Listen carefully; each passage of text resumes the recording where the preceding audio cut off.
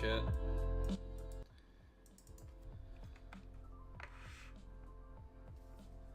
Alright, are you guys able to hear me? We'll start in a second, just setting up my mic. That's default.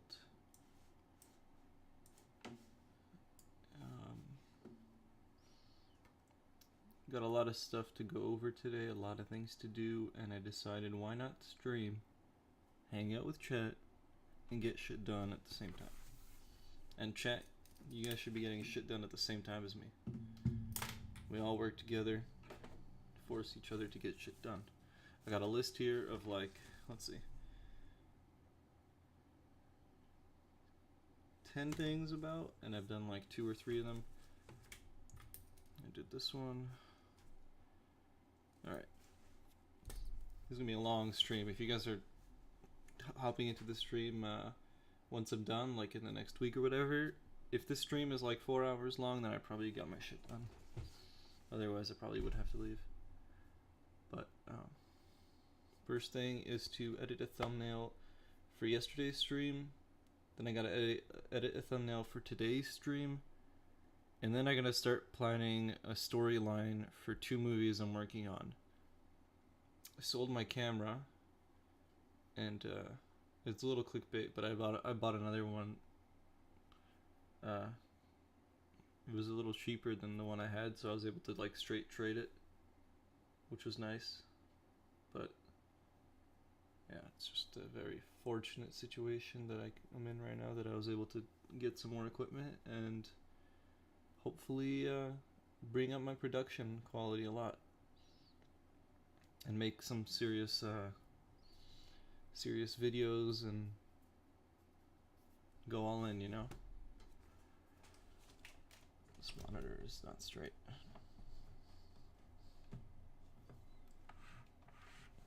Am I really zoomed in? Damn.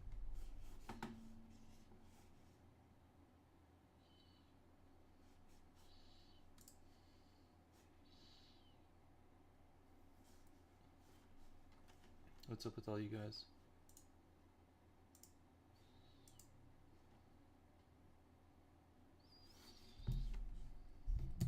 It says there's 3 people in the chat, so if you guys could just leave, you know, just stay here for the next 5 hours. Ooh, I gotta get a bunch of watch hours. I need 4,000 watch hours. Here, I'll pull it up.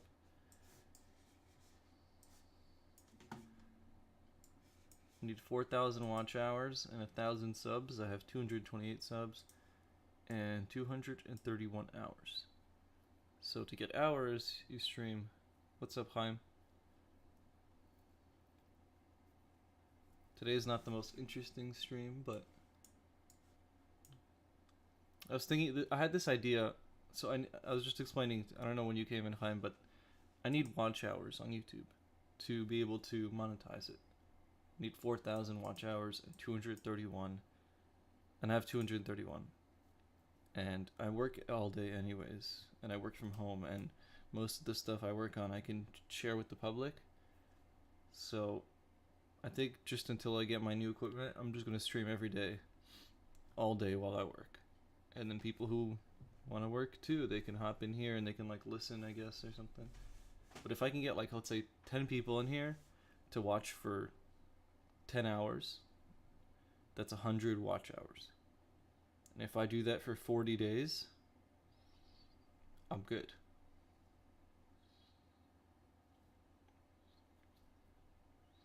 But that's tough. That's very tough. I think I could do like 5 hours a day.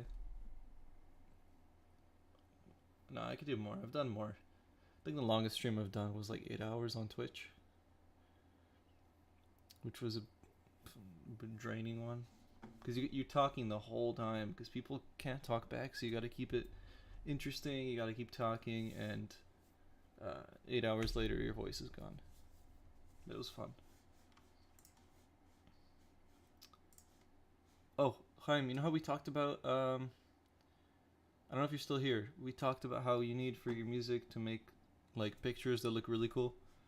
Well, this is Photoshop. I'm sure you've heard of it. There's a couple free alternatives out there, but Photoshop is really like the best one. And if you have ideas you don't know how to do, I can show you on stream. Stream is a good time for me to just talk to people. So like, I can help you make one right now.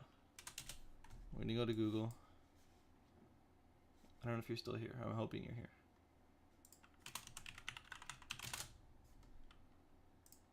You gotta be careful with what pictures you use. But let's say this. Let's save that here. Whoops. You're here? Okay, cool. So first thing I would do is get a tiger face. Then depending on the track and how, you know, a lot about it, that's probably all you would need. You just need a cool name for it. Like if you had a beat called Tiger or like Fierce or some stupid name. I don't know. You know, you could do something like that. So you create new. We're going to do 1920 by 1080 because that's most sizes. If you're doing Instagram, you're going to have to cut that down to 1080 times 1080 to get that square look for Instagram. One trick I do is I edit it first for YouTube, and then I copy paste everything into another one, but the actual picture is forced to 1080 times 1080, and then you just move everything in and kind of cut it up and it looks good. I can show you. I'll show you guys the whole process. What would be a good name for a track for those who are in the chat? If you had like a hard beat or an, I don't know. I'm just gonna call it Tiger. I don't know. Then first thing is we're gonna want a good color.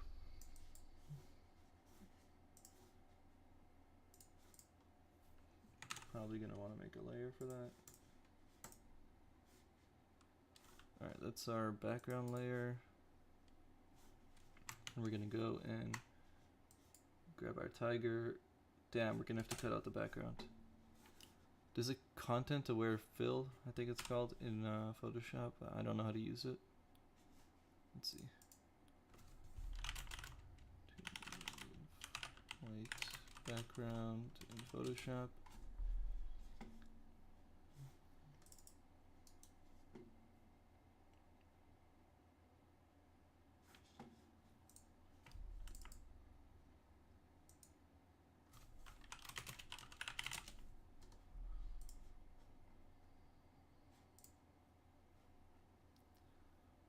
Okay, here we go.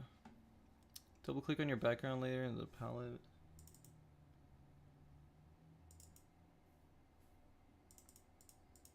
There we go. Selection color range. I don't see that.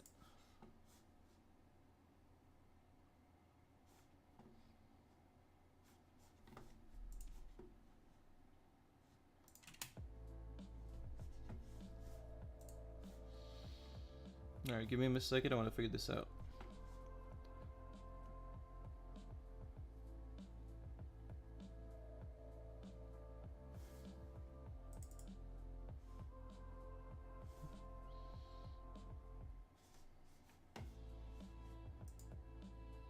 Oh, there we go. Select color range. Fuzziness. Ah. See that? It's probably so small on stream. Let me pop it up here and let's go. Oh, I could do middle. Perfect. So you see, got a little fuzzy indicator, and we're gonna move it up and down. And I think like 115 is good. Let's just do 100 for now and see what that does.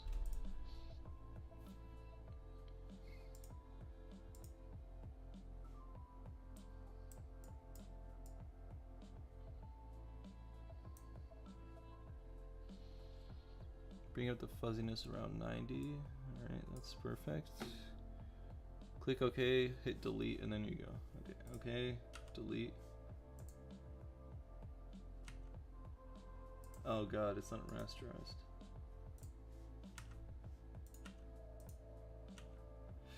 No.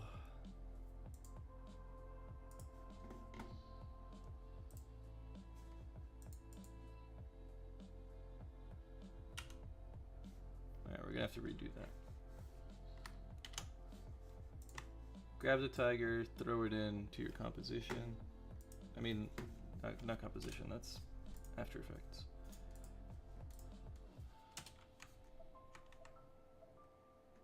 Alright, we got our tiger. We're going to go into the top select, not selection. The tutorial said selection. Color range. Then you want your fuzziness around 90. That seems to make sense for us. We can see the outline. Let's do 100. Grayscale, click OK. Now it highlights everything and we click delete. It's not rasterized, so it's not going to work. So we're going to have to undo, rasterize layer, do the process again. Color range, 100, grayscale, delete.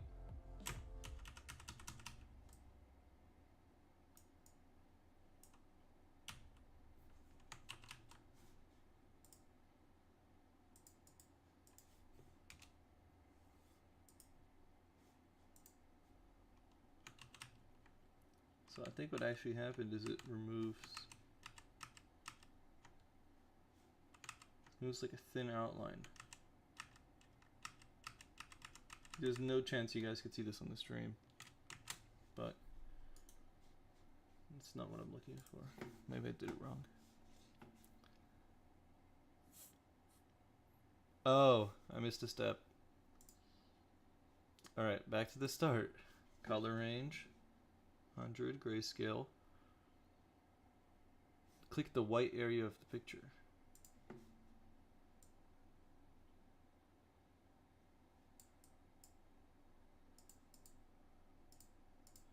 There we go.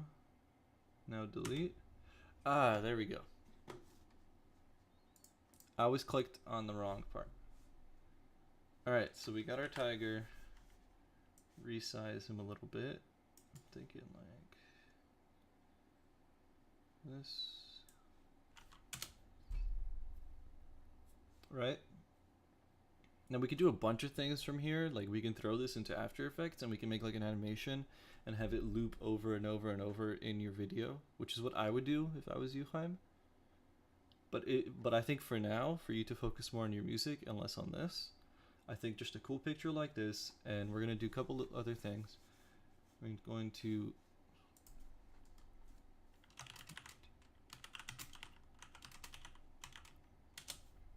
add something really cool to this tiger. We might have to turn the background black.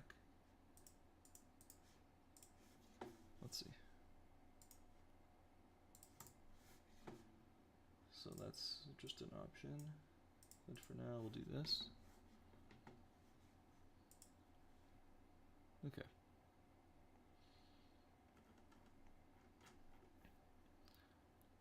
So we have a background.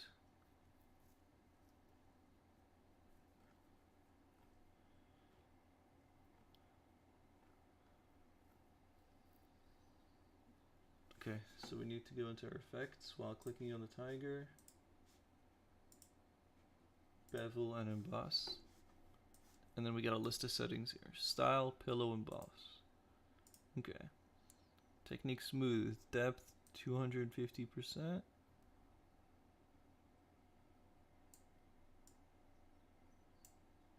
That's fine. Direction up. Size 15 pixels.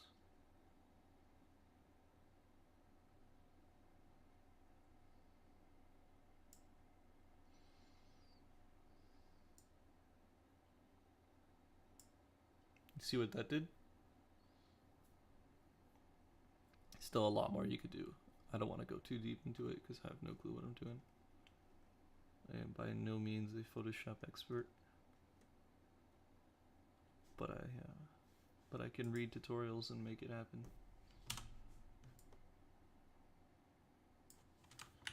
See what I'm saying, Chaim?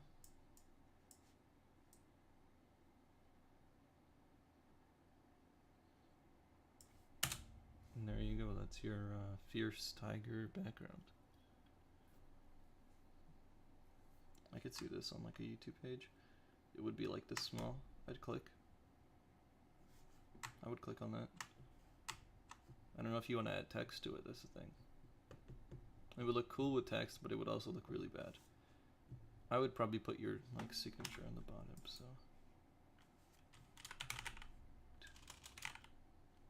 Tiger Bee. I don't know. That's...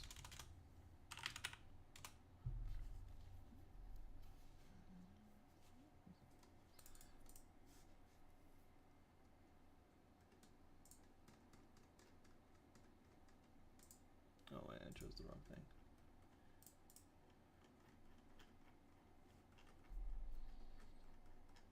Makes sense, Chaim? Think you could do that? But in another software, because I don't think you're going to end up paying for Photoshop yet. At least I wouldn't that early on. I'd probably use like GIMP or something, which is okay. Unless you get from school, maybe. I don't know how your school... Sometimes you can get it from school. Now what I want to do is copy this embezzle settings. Damn, it won't let me click on them.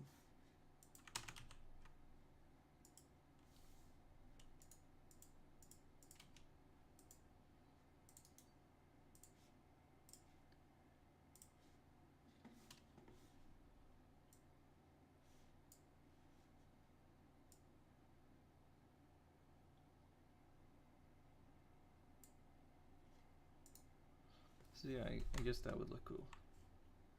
I don't know, that's really small. Honestly, I feel like no text would look better, but at the same time, you need your name on there. So if it pops off, people are like, oh, Chaim put a new song. Yeah, if you want that, I could send it to you. Thumbnails. Boom.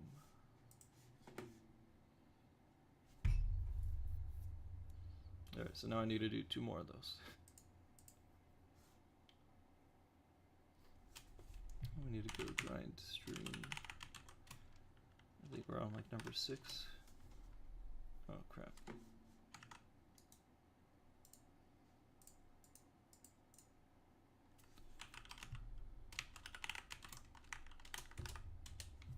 No.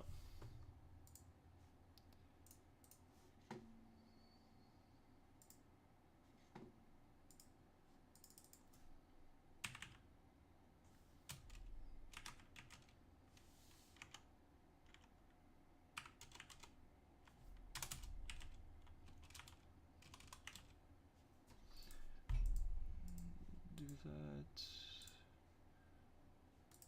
And then this will be grind 6.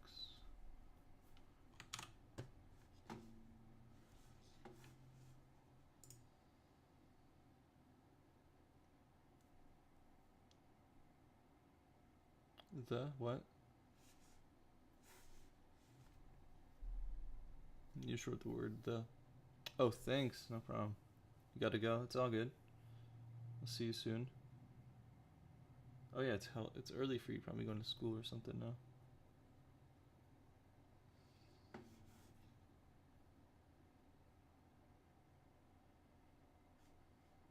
I don't know where I saved it.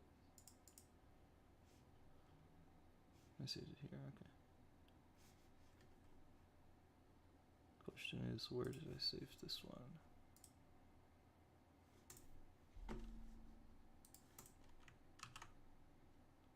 I guess I didn't. Okay.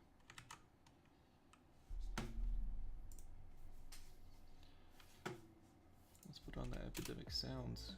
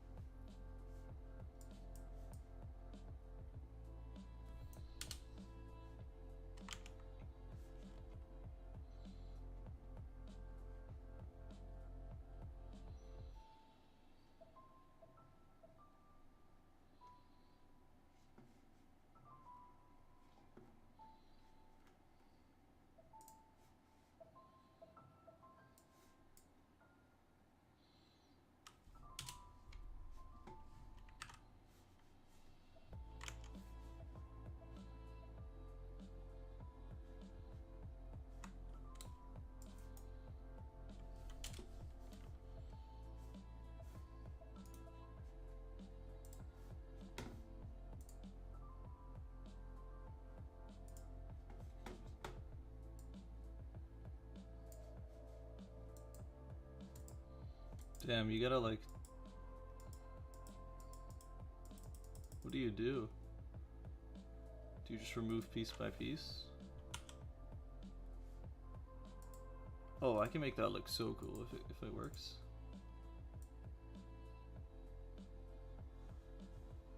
I might be able to like make that insanely cool. Like a faded...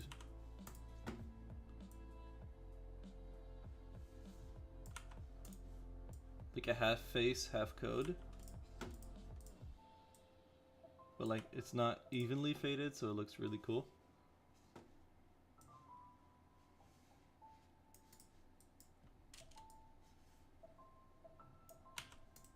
Oh, that'd be actually really cool.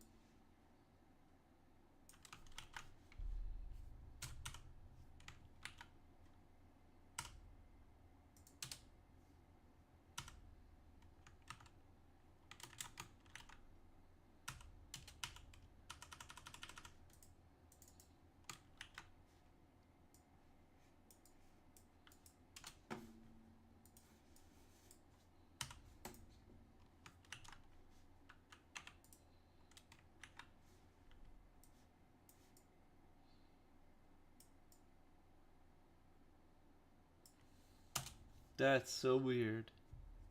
It looks like the code is in front of me, but I don't even know how to explain this. Even though I now that I think of it, there would have been a lot easier way to do it. To just to do what we've done before in the tiger, but to grab the black background and remove it from all the color text. It probably would like slowly blend out all this like gray text, but at least the colored like get elements by name and all that would pop up to the front. I think that's PHP. No, this is jQuery. No, it's PHP. I don't know.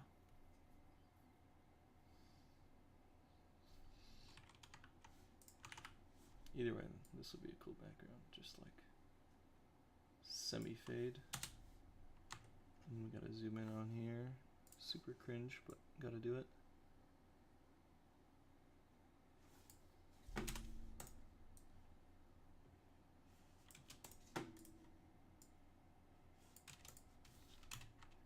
Sometimes I put way too much work into my thumbnails. Sometimes they're just really fun to work on. Alright, so we got our grind stream thumbnail. Gotta add some of that legendary Beba Nuez text, 'cause that's how we do it on here.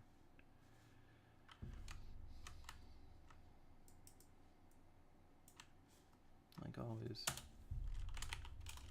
Hustle stream. That'll be today's stream. Grab that. Make it big beyond belief. And then we got a problem with our things here.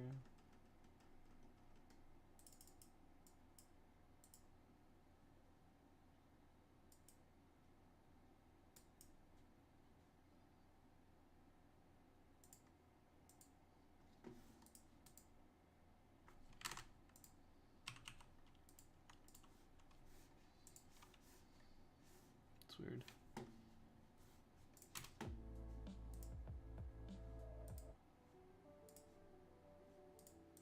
I have a lot of interesting music on here. I don't know if you guys want to help me out, but I look for a lot of dark music because the films I'll be working on are I really want to make them feel scary, and I want I want that like dramatic, scary feel in the throughout the whole movie, like the one where I put a trailer on YouTube. Uh, if you go back to like my channel and you check like the Age of the Machine, um, it's a trailer for a movie I want to make, showing what's gonna happen with AI in our lives. And even though I'm a big fan of AI, I definitely think it will be a big possibility of how humanity goes down. And we could show that through like our past experiences. So like, I was watching a video on a guy who was talking about how horses over time got automated. I gotta fix this. So we're talking about how horses slowly over time got automated, and they just started to go down in population, and just showing the numbers. And then every time we jumped on something huge within like a certain time period, it just died off because we always jump on new trends, new things, and they pop off and we forget about the old ones. It's, you know, the internet. There's like a hurricane somewhere and a bunch of people die, and a week later we're worried about which team won in a championship, and it's just, that's just the way we are. We always need more stimulation and more things. We're never happy. So there's just showing how we're gonna go crazy with AI, and then it's just gonna, there's many possibilities of how it'll end. I really want to like quote the movie Chappie in my documentary. If you haven't seen Chappie, I recommend it. It's a very good movie. It's about how the government builds these like police robots, and they take down the crime, they take down the deaths of police. But then the maker of these bots wanted to try his new AI, which is supposed to have something called consciousness. I don't know if we could really do that with our technology now, but I know we can. We're getting really close to being able to give robots a little bit of emotion and curiosity, and feelings that are really dangerous. Really dangerous, because if you give a robot, so like an example is, if you give a robot curiosity and you tell them how to solve something, so you tell them like stop world hunger, and they're curious of ways to figure it out, so they're trying things. And what if one of the things they want to try is killing all humanity to see if it solves the problem? Because if all humanity is dead, there is no world hunger, right? No one's hungry. And in a robot's eyes, it's like that's mission completed. We've solved the problem.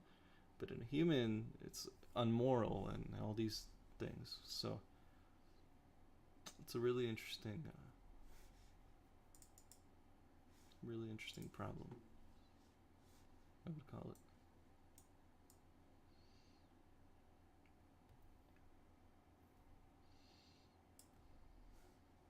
There's a lot to think about. Things we don't think about.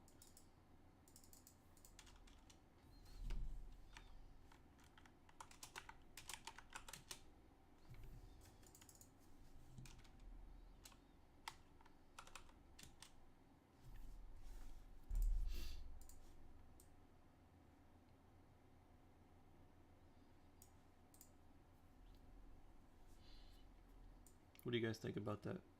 Scary? Interesting? Both? Would you watch a movie telling you maybe the future?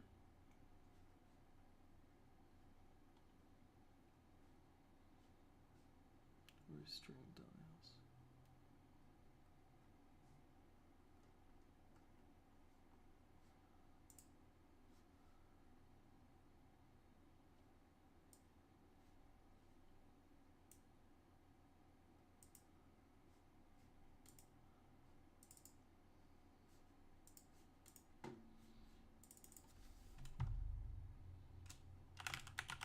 What do you guys think about that?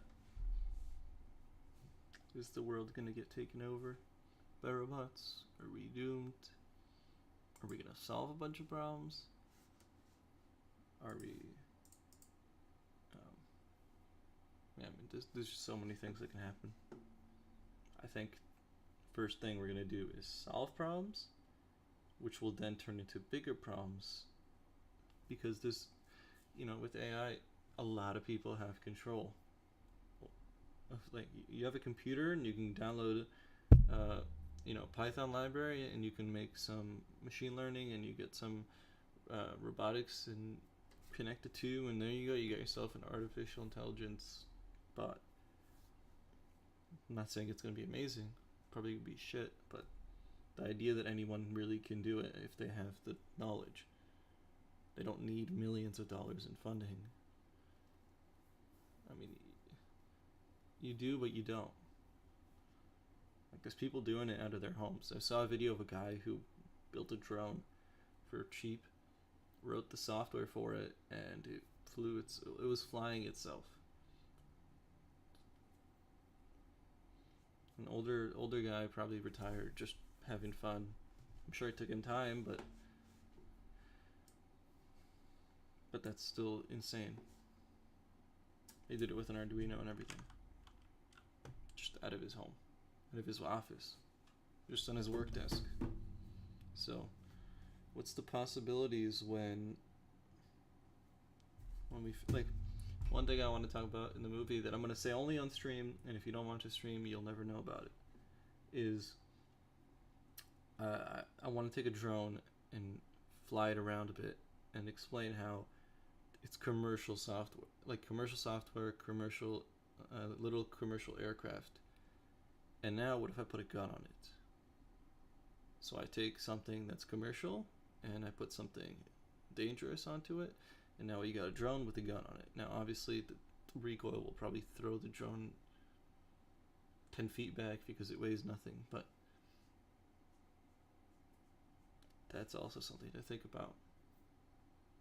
How easy would it, or hard would it be for someone to just build a drone with a gun on it, get some machine learning software to control it, give it a target or give it a goal, random goal, whatever you want, like take out 10 people. I'm getting really dark with it, but the idea is still there, that someone can do it and it wouldn't be that hard. I think that's the craziest part of all this.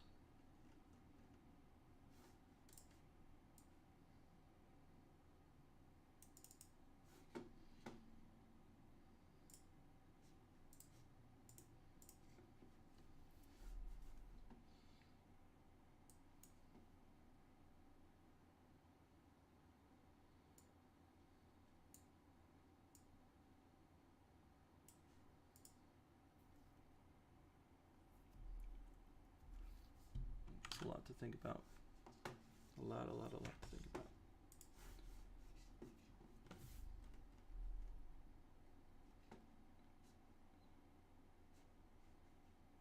Alright, let's get a logo in here.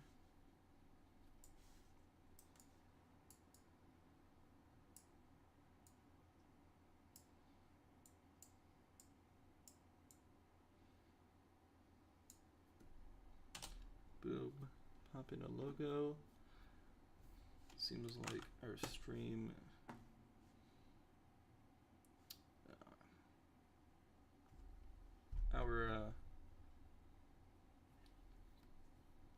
how would I say it? Our thumbnail is finished.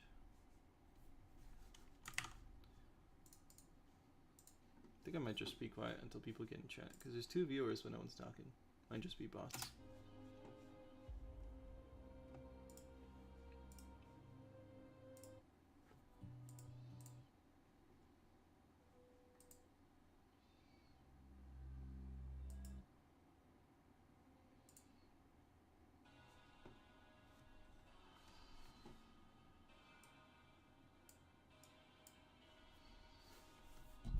Yeah, if anyone wants to talk, feel free.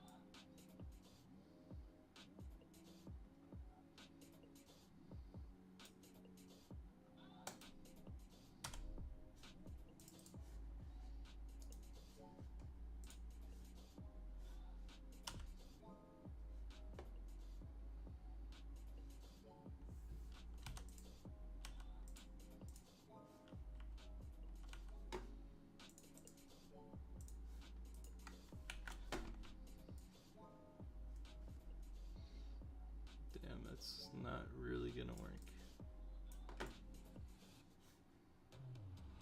No.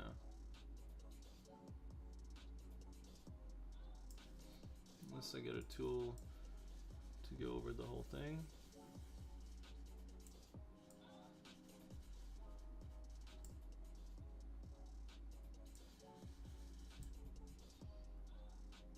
Nah, it still doesn't really work.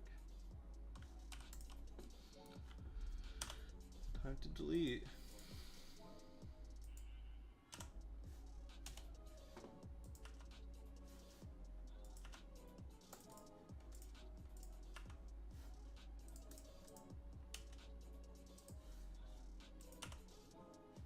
I think that's it for this thumbnail.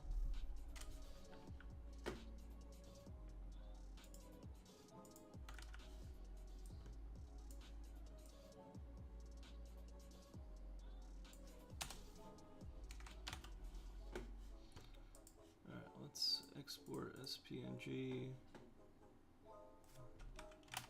As Hustle 1. Then we're going to go to YouTube and we're going to drop this in. Oh my god, I have a lot of YouTube things open.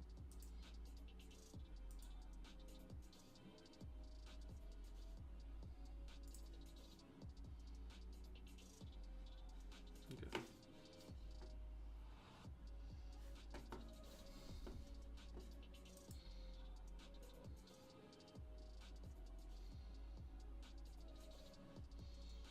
So we need to go in here. We need to do a couple things. We need to edit this. I want to add the red emoji. I think that's, I don't know what to call it. Red emoji, I don't know. Hustle 1. Ah, damn. Or export as. So right here it's going to say our size. 3.2 megabytes. It's way too much. We're going to bring down the scale to like 80%. 2.2. 75%. Pretty much it's a really big picture. We want to keep it at that dimension, but just scale it down a bit. Less pixels. It's going to smooth it out a bit too.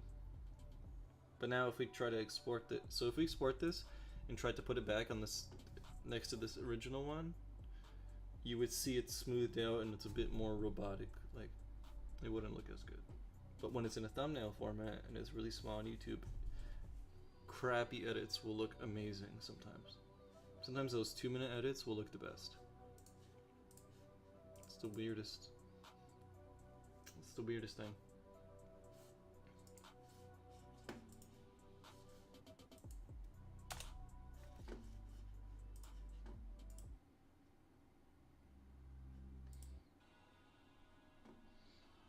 I have all this Epidemic Sound music.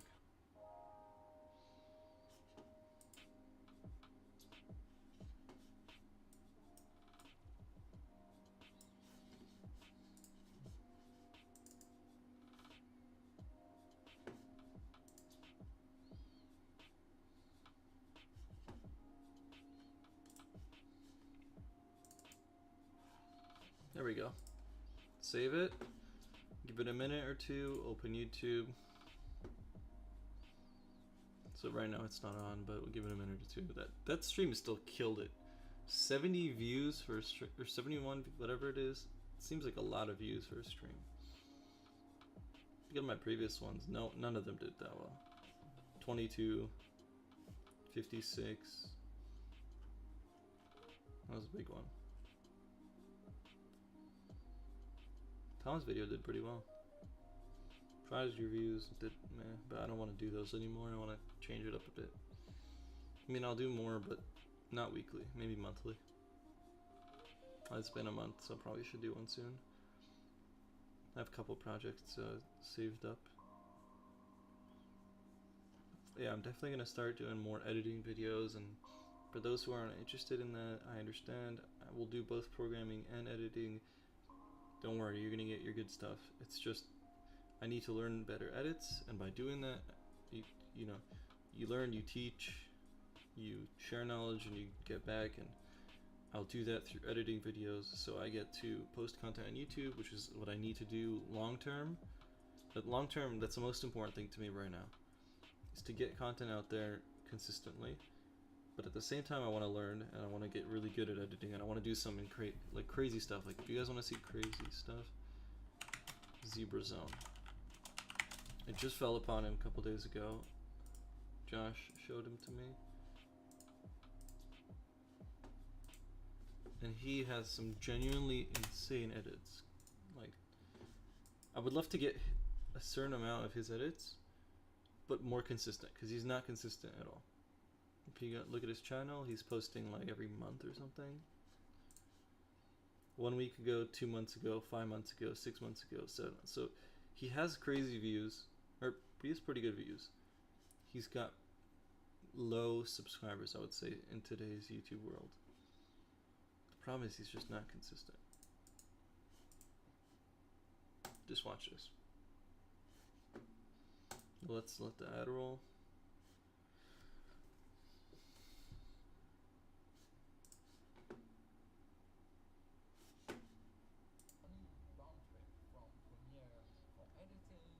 Now watch what happens to the whole timeline.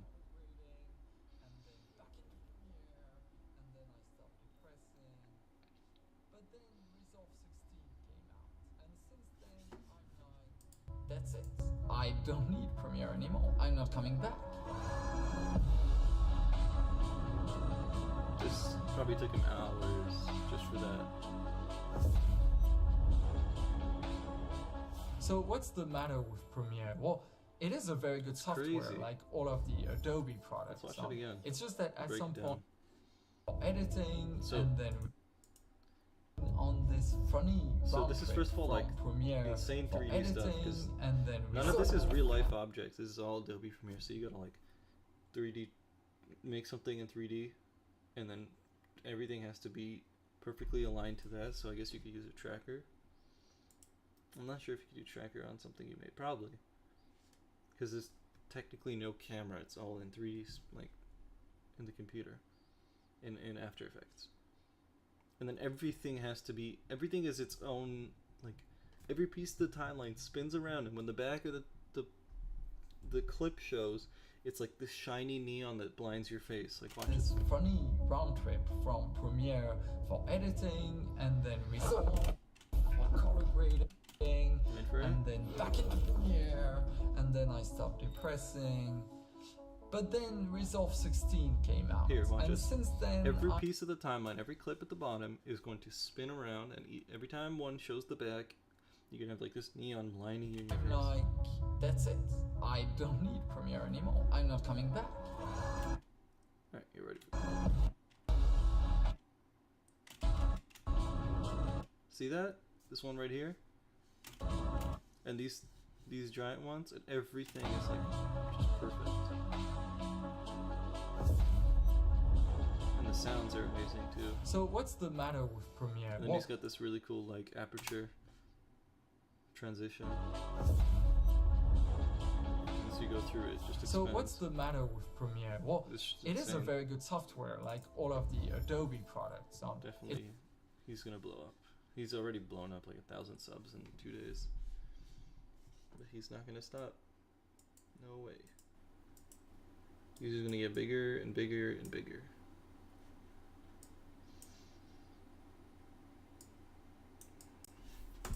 So like those edits, or something like halfway there, but constant posting, like 3-4 videos a week.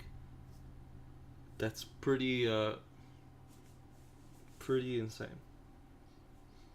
That's, I guess, how you would win. If you could do it daily, but then you have to get a team, and then you lose your creativity, and you lose the whole fun part of the process.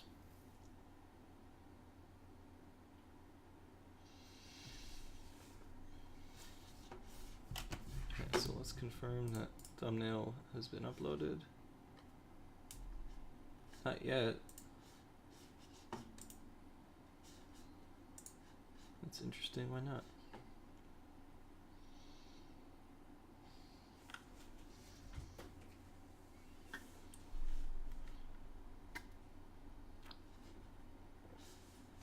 says it's been done there.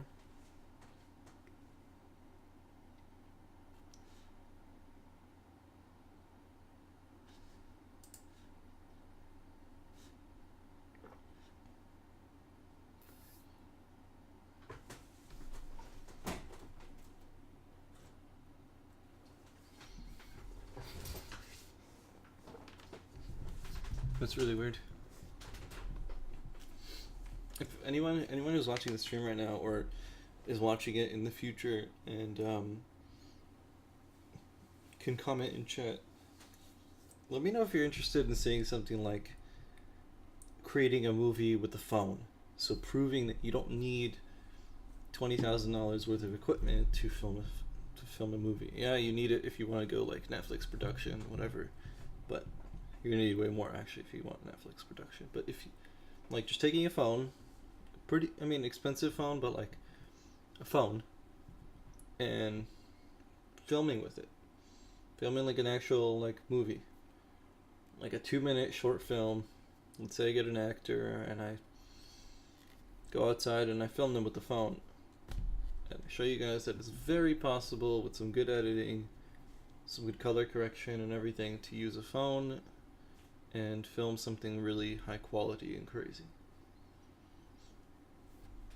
If you guys are interested, please comment below. Not in the chat, in the stream chat, but actually comment in the stream comments once it's posted as a video. And I could do that. I would totally do that tomorrow even. I would find an actor and we could do it tomorrow. I don't know what I would do. I'd probably just like find someone, have them sit in grass and like film some weird angles and stuff. I can't think of anything creative right now, but I can make that happen. I might do it anyways, just because it would be really cool to see.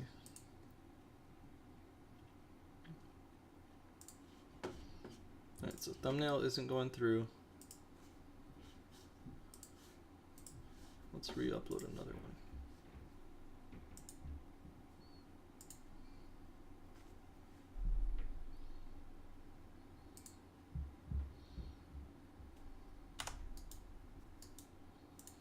Hopefully it's just a caching thing or something.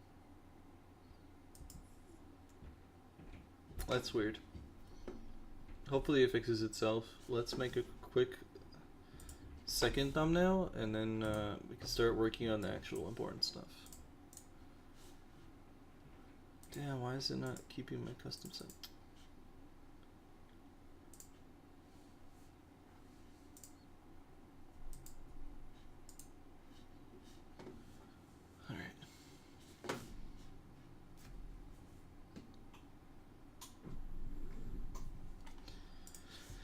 So, for this one, get rid of the tiger, get rid of that.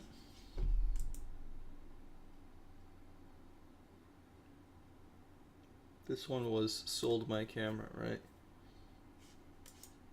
Let's drag a timeline on there. This might be cool. I want to get the theme of editing. Then we're going to go back in here. Grab this.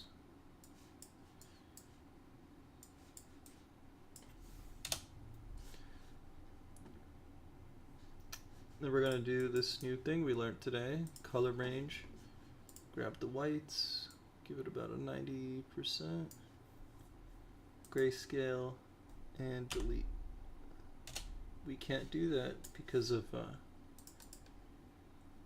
it's not rasterized, but one thing I realized is it won't really work because there's a lot of white all over this camera. If it's like a hard shift, a hard contrast, you can, but we're not in the situation right now, so I'm just gonna manually see. Like it doesn't know what's up here.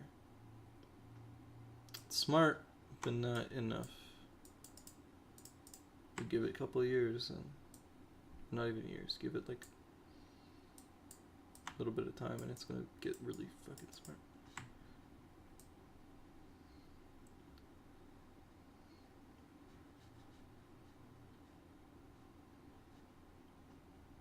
If you guys are enjoying the stream, feel free to like the stream.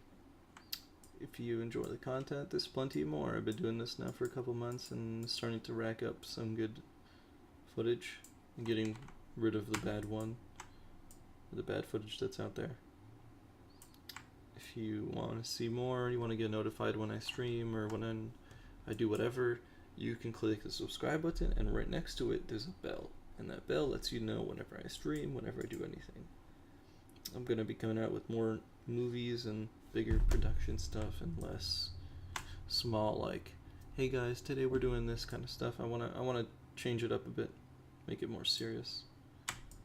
But I need to do it in a slow transition so I don't get lost and make a video a month.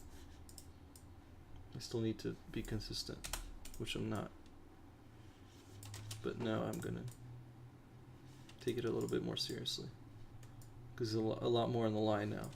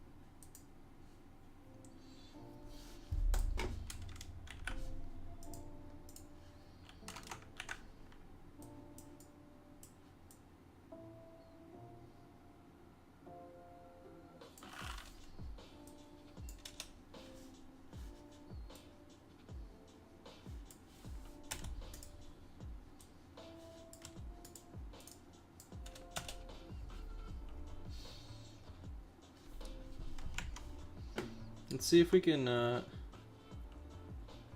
do some cool stuff. Let's try. Let's get a picture of me from one of my stream thumbnails. YouTube photos, wherever that is.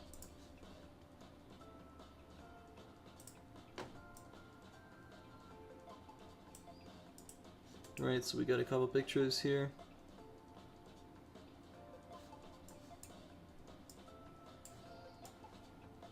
The hunchback, goddamn.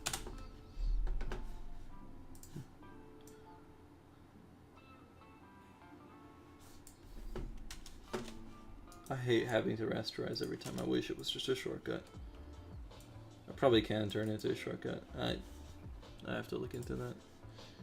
It's the most annoying thing in the world. Anyone who uses Photoshop who has to do it often probably feels my pain.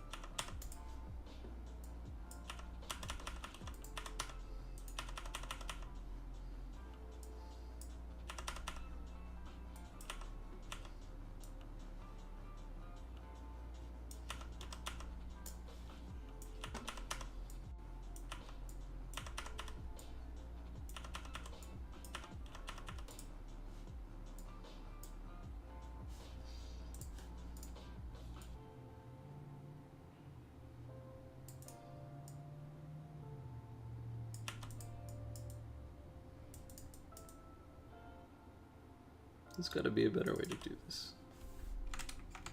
Aubrey, where are you at? Aubrey had something last time he said they can use, and I was too lazy to do it in the moment, but now I'm ready.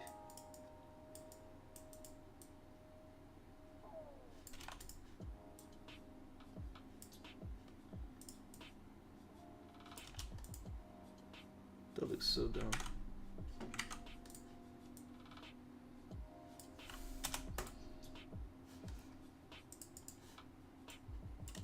Probably won't even end up using this picture for it, but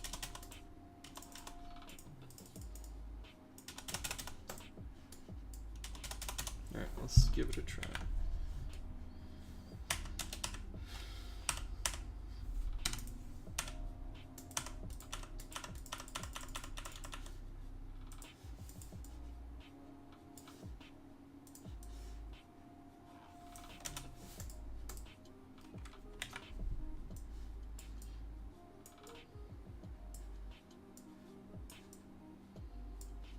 Now, make this like this size. Enter, boom. Then we'll go and grab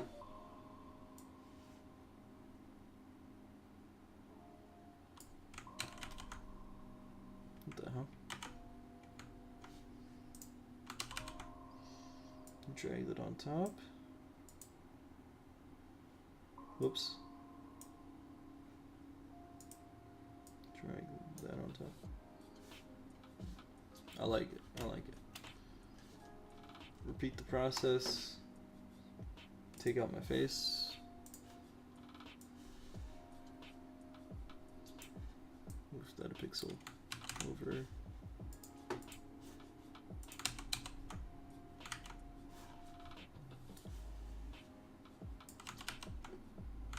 Damn.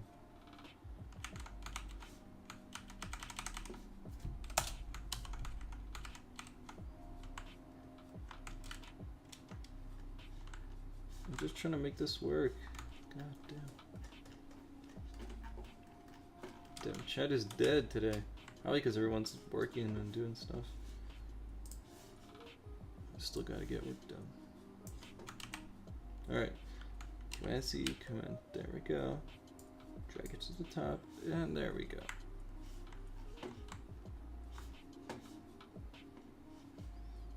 Except we're missing something. There we go.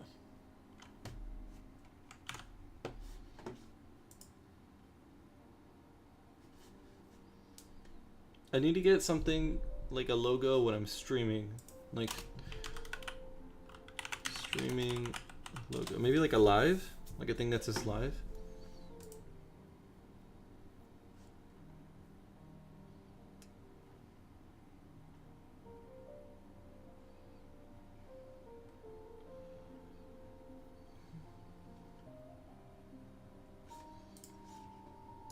Yeah, this would work. Let's go to thumbnail photos and save it. It's a weird ass name for a picture. Kiss PNG. What is this? Sad music.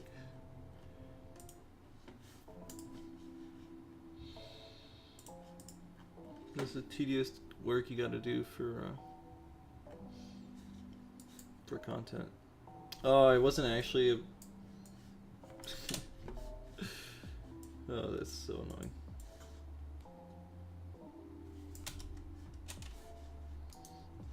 I thought it was an actual, like, transparent background, but really it was just a lie. It's all a lie.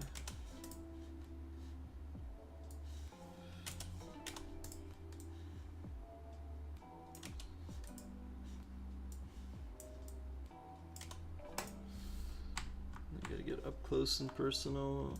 Just slowly drop it.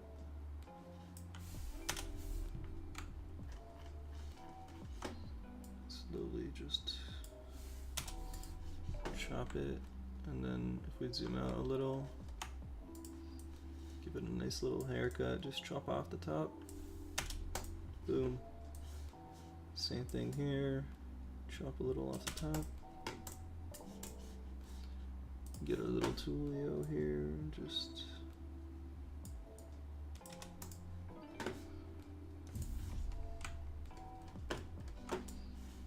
same thing as before. Give it a nice little cut. Take your draw tool.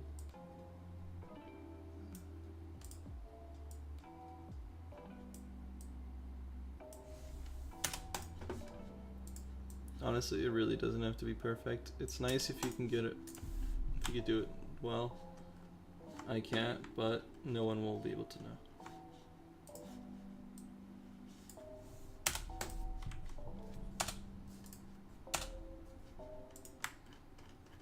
Okay. I have to export this on its own.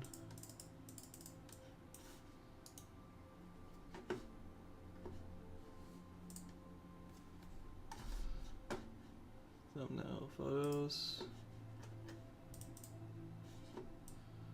Oh, damn.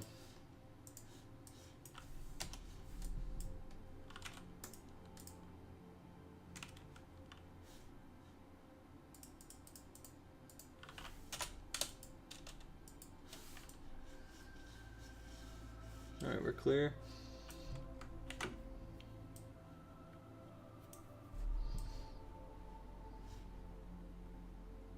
We just need to like drop that in the corner of every stream.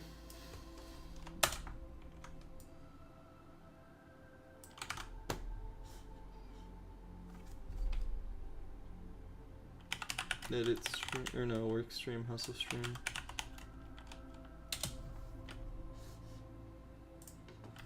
I didn't add any text.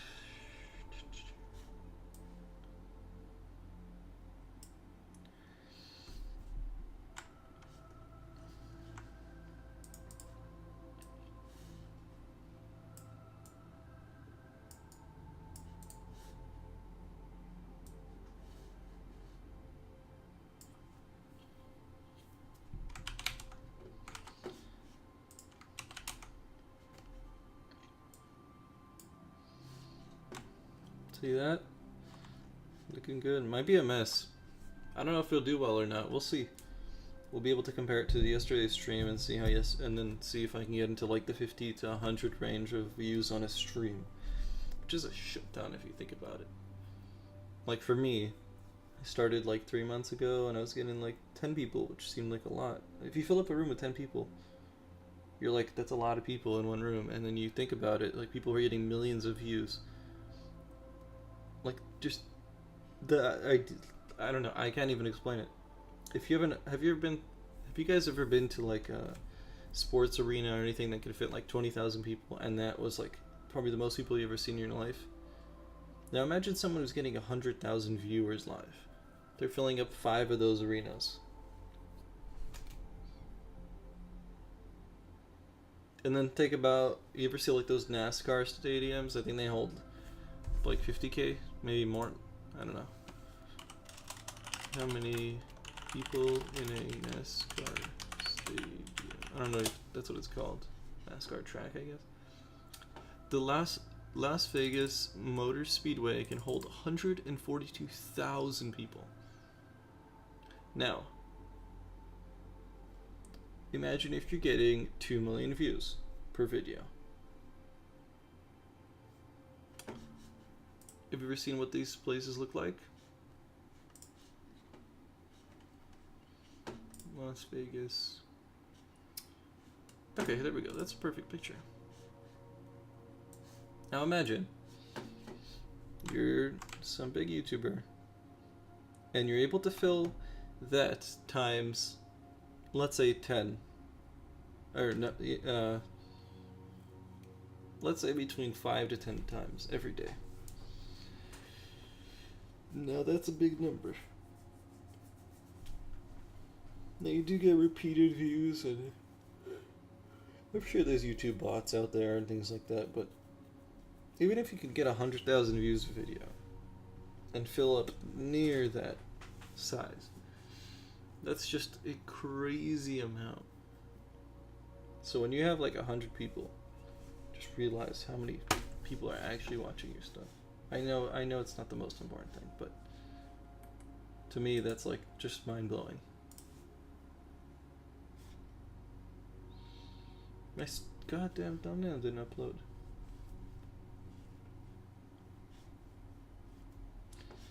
Alright, well we gotta upload it. It's not an option.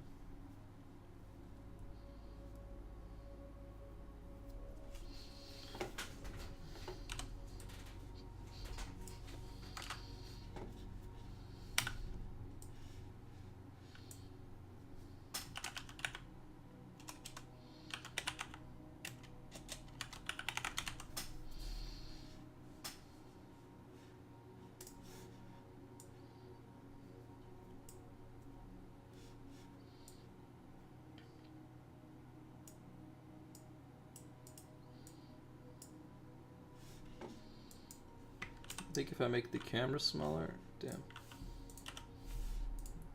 Nope. If I make the camera smaller.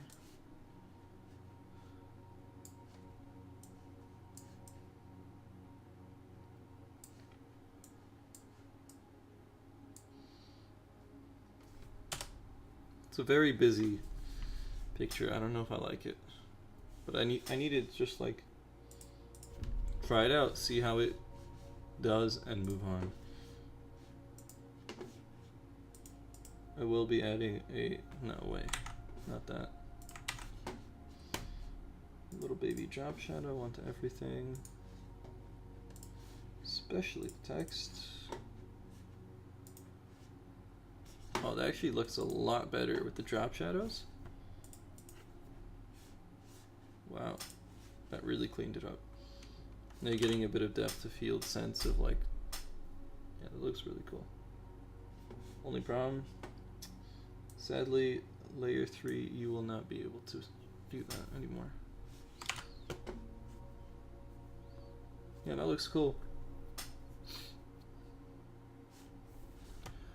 Let's export. Hopefully it's not too... I just realized this music was playing this whole time. I wonder if you guys like that stuff.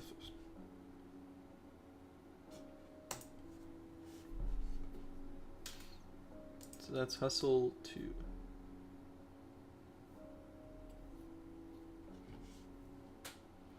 And then what we're going to do is we're going to go to the live button that we have.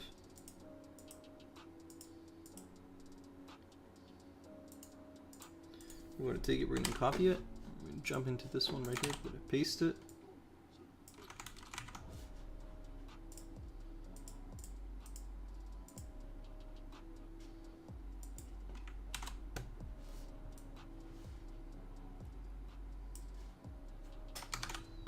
And we're going to do that. Now we get the sense of a live stream. Logo, I didn't do logo, damn. Back and forth between the two. Pop the logo up to the top.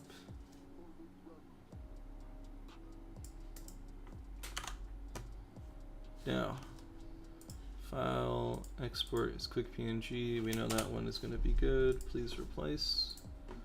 File, export as.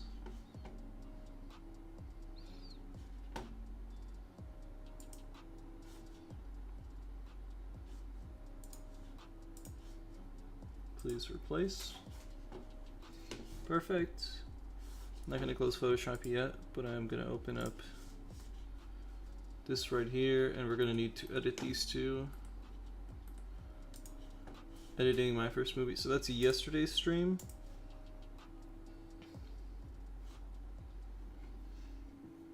It's yesterday's stream. We're going to have to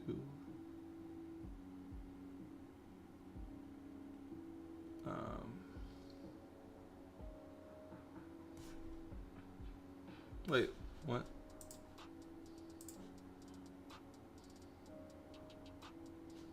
That's weird.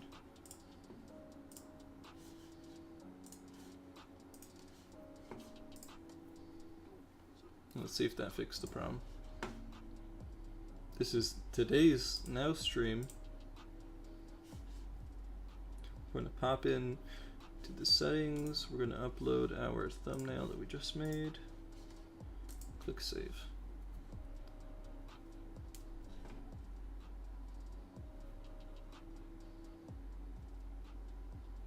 Damn, I've been live for an hour.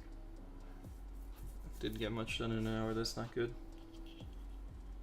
At least this is like 2 things on the list. But now the big things are gonna come in, and I've got about 4 hours to finish it all. Let's see if we can do it. Let's close that, open that. Okay, so that one uploaded the day before, it won't. Interesting. I think that thumbnail actually ended up really cool. The live is what is working, because that's a Facebook Live logo. But I'm using it on YouTube, and people who come from Facebook will recognize it as a live, and they'll be like, oh cool, click, blah. Red live emoji for YouTube. So I actually need to go here, grab it, go back into my editor, pop it in here.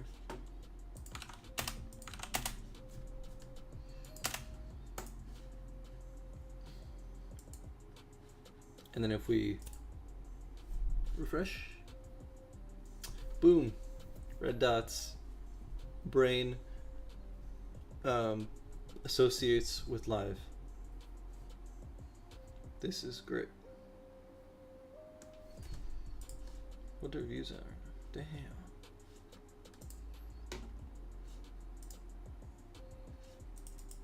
This is cool. TubeBuddy gives you like milestones. I've been checking it out now every couple days. So I mean, I'm getting there. That's what like most people get in a day, but we'll get there.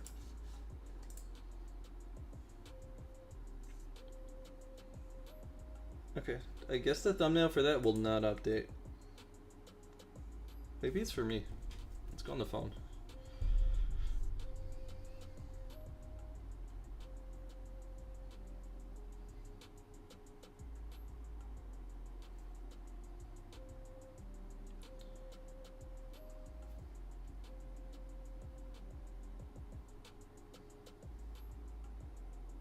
Oh, it updated on my phone.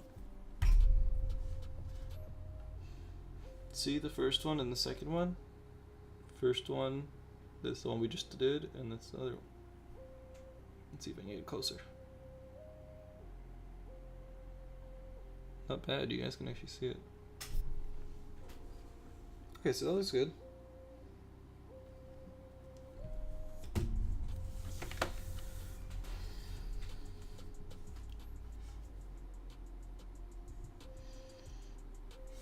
Alright, we're finally done with that. I'm gonna open Discord and see if anyone wants to hop in.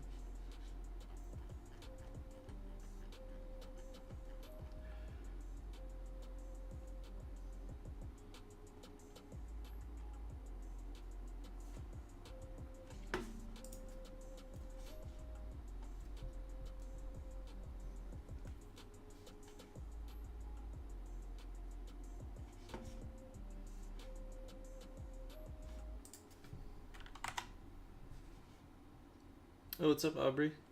I was just like, if you go back through the stream 10-15 minutes ago, I was just saying, where's Aubrey? He's gonna make fun of me for my Photoshop skills and I need his help. I was trying to find a way to properly, like, to easily take a picture with like a ridiculous background. So let me show you. Sold what camera? The GH5 that I had. I sold the GH5 and I am replacing it just because the low light on it is terrible and I want to shoot low light. I don't have a lot of lighting. So, yeah.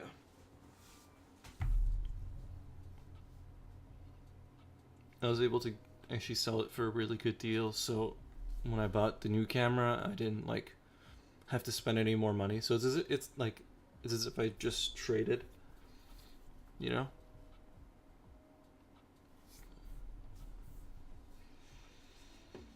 So, Aubrey, I don't know if you can explain this to me, but I have this picture right here, me in like a corporate whatever. And to remove the background, I usually do it manually, but I try to use like the color range. So like if you can grab a color range and then you give it like a little thing here and you delete, and it would like remove that color range that you give it. And I was actually able to get something really cool with it. What the hell is this? I was actually able to get like a really cool like look where like I'm blended in with the text. But I want like I remember you talking about content aware fill. I think that was you. I don't know what that is. I gotta look into it. I feel like I spend way too much time on Photoshop. Content aware fill.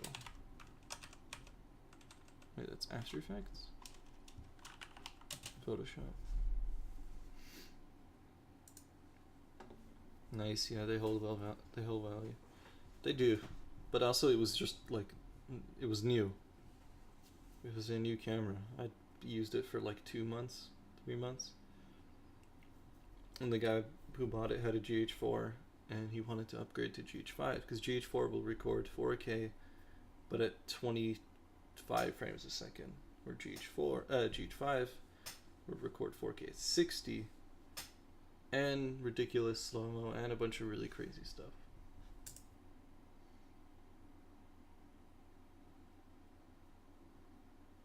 Oh, so content aware fill is to remove things?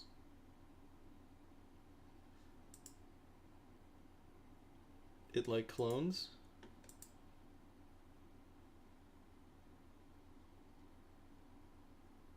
That's really cool. And you can use it in Adobe, After Effects. That's actually... I had that one clip where, I don't know if you saw it, I had a side, I'll pull it up.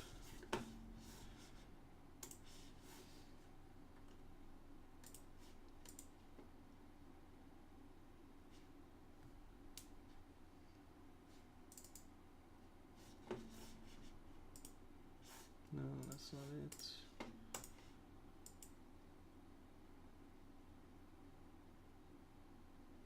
Where is it?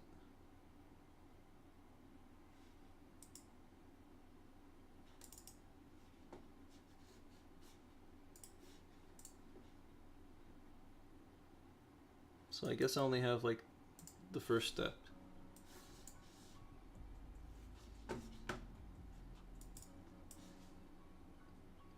See, so like the text got removed, but the hardest part about this whole thing was the... Can you see it in the stream? Let's see. Oh yeah, you can see it if you make it full screen. The sign has like this like fence look to it, where it's like dark orange and lighter orange, and it has like this like weird grid. And it was really hard to clone that because if it doesn't match, it looks like meshed. You can kind of see it around where my mouse is right now. You can kind of see like this blurred line. So I had to like layer over layer over layer and try and blend it in as nicely as I can. And that took I spent way too much time on that. But it was cool because, and then it ended up looking like this.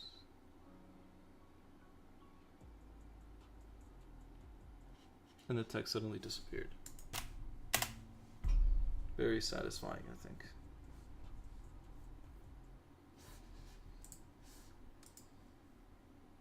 But I guess you could use content aware fill for that. Or whatever. Yeah, content aware fill.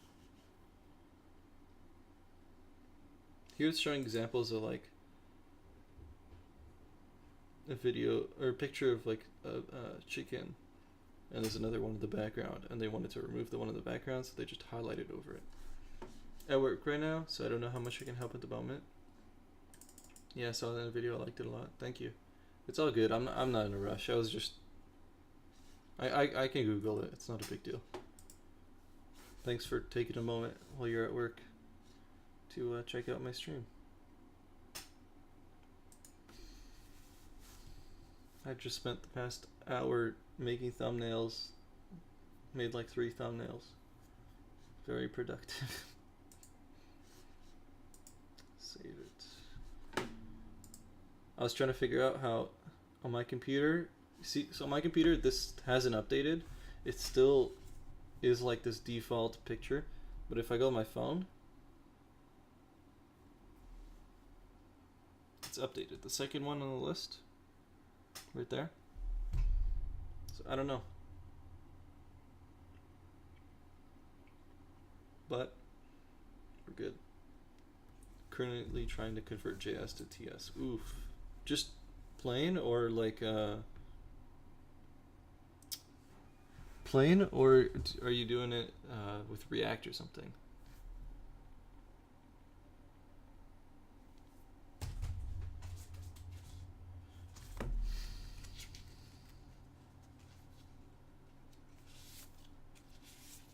Give me a second, I just gotta go give this to someone. Are you converting React.js to like React TypeScript? I know there's like a package you could do. Give me a second.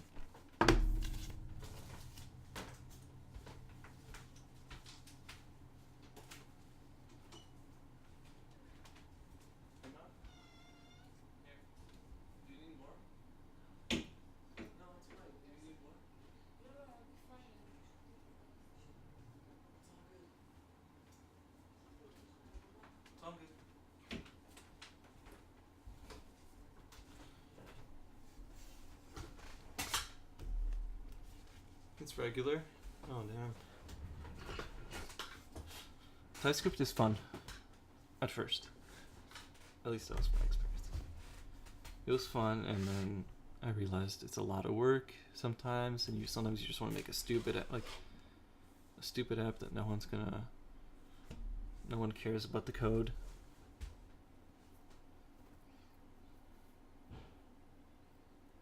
I get the point of it. It's just like sometimes it's overkill for JavaScript, at least.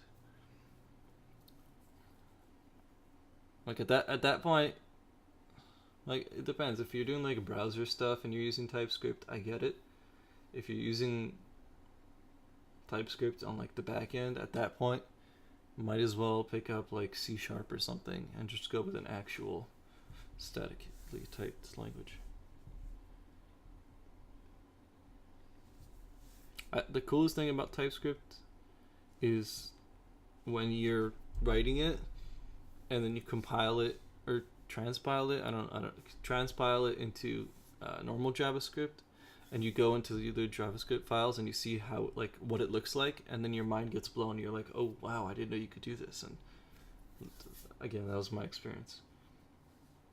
Like writing like a class in TypeScript and converting it to JavaScript and then seeing how everything's done. That was cool.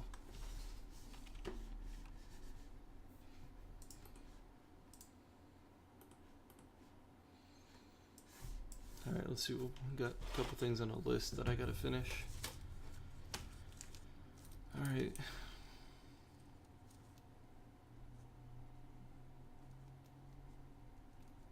Make thumbnails. We did that.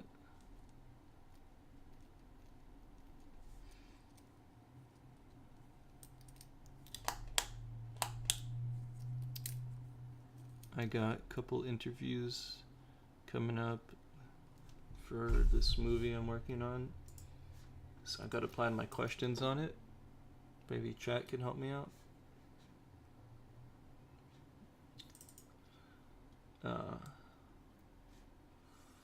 This one right here.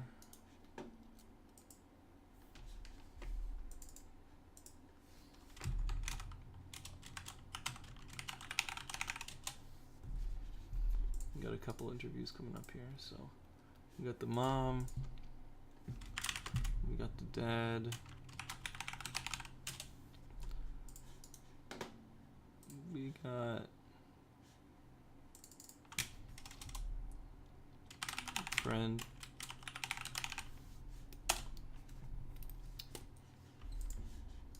we also have, when I get a doctor.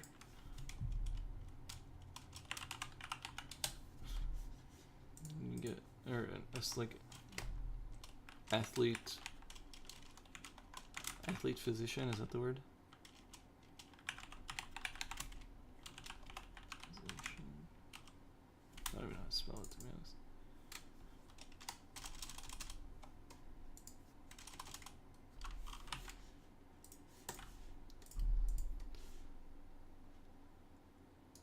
And then there's this woman who, so I don't know if you know about this, whoever's in the stream right now, but I found this really insane story about this guy who went hiking and he never came back, and I decided to make a little movie on it for myself and for them. And yeah, I want to really get deep into the story, like really deep, like some stuff that they haven't talked about to the public that I think they might be okay talking to me, because they see that I'm doing this as a passion project, I guess, more than just like a news reporter who just needs to pay the bills, who's like, what happened to your son? And then she goes, this, and I don't know. And I'm gonna try and make them, because they still haven't found him and they still haven't confirmed anything. So it's possible he's still out there. It's possible he's passed away and he was taken.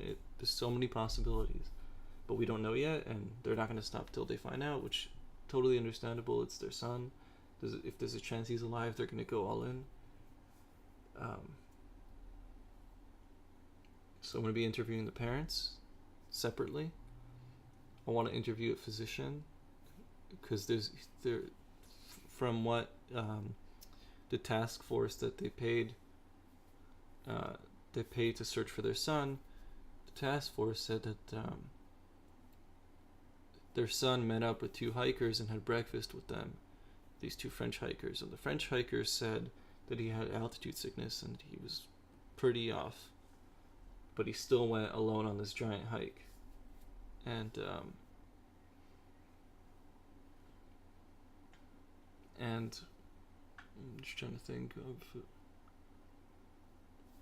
So I want to go to a doctor or a physician or something like that, like someone who specializes with hiking athletes. You know, athletes that do long-term, like bikers, things like that, who really need insane car. Like, this is a pretty hard hike, but it's rated on Google as an easy hike or medium, easy to medium or something like that. But then once you go there, you get altitude sickness because it's sea level. The hike is not the hardest, but when you add in all these other factors around it, for like a local, it's easy to medium. For someone from out of the country to come in, it becomes medium to hard, probably hard. Because it's a pretty big hike. It's like 50 kilometers. If you don't have a donkey with you to carry your stuff, you're doing it alone with everything on your back. It gets freezing at night. I think it's hot during the day, or at least chill during the day. It's just a lot of factors that are weird. So I want to get a physician and talk to her about possibilities of what could have happened to him health-wise, but without giving closure. I don't want to do that. I don't want it to be like, oh, you know what, that's probably what happened. I don't want to do that. I want to be like, this is possible, this is possible, this is possible, and then cut. So there's this woman, Tati, that I messaged. She's a guide for this hiking trail, and I asked her if I could interview her, asking her a couple questions of what she thinks of the area. And I'm going to bring up points like, how hard is the hike? And then I'm going to, explain for a local versus traveler.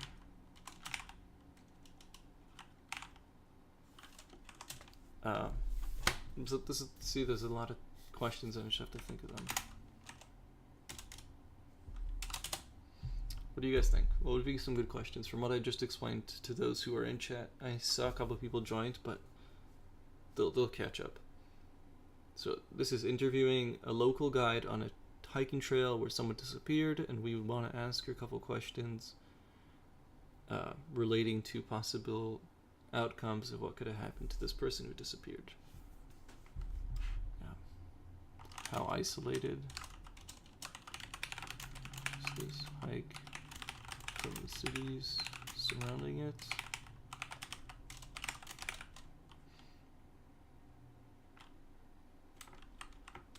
Do you sleep? How long does it take, maybe? How long does it take to complete?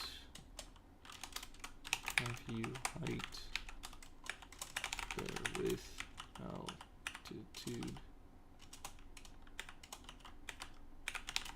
sickness or with someone who has had altitude sickness?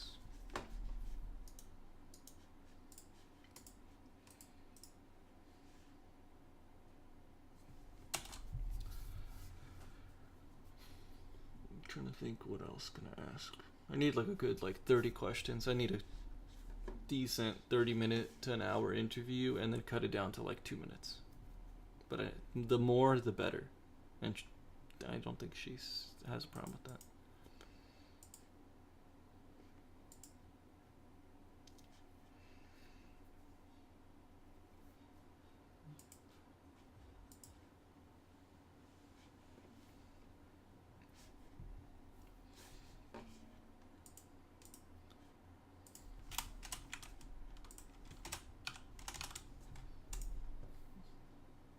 I don't know, I just put it in capital.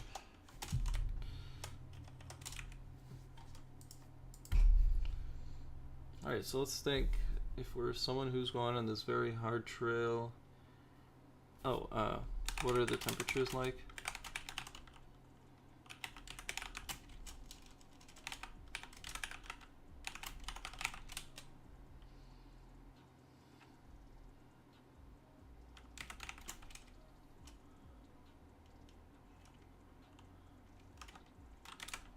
Is there anyone who lives on a part of the trail? If the trail. This is a big one. Would you do the hike alone? That's a big question. Because I want to hear her say. I kind of want to hear her say no. And that would be a big thing. Because this guy who went hiking, he's probably in good shape, but he probably wasn't like insane athlete. I don't want to assume that. That's something I have to ask his parents when I meet them. But if he was like, average, and she seems like she does this stuff a lot. If she says no, then that's gonna be very interesting. So someone who's probably never been hiking like this, had a bit of altitude sickness, went alone, no guide, nothing, onto this big giant trail. It was supposed to take him he was supposed to go a couple days without communicating. Ended up being weeks and then months, I don't know. So that's big, right?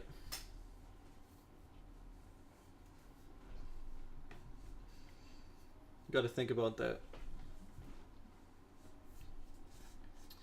Got to think. Would you go alone on a hike? You know? Is there a way for me to like punch in on this?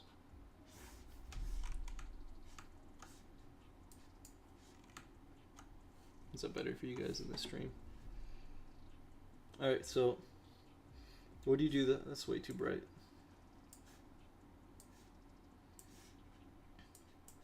Would you do the hike alone?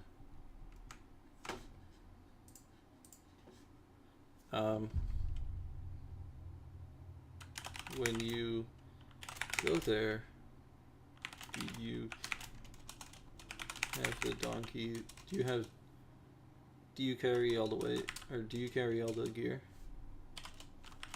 Do you carry all the gear when you go hiking there?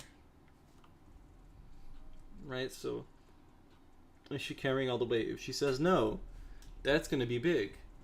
Again, the guy went out with altitude sickness, probably never been on a hike like this, alone, with all the weight on him, no donkey. That's a problem.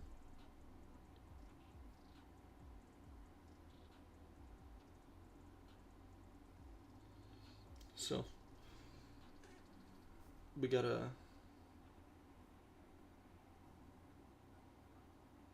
think about that.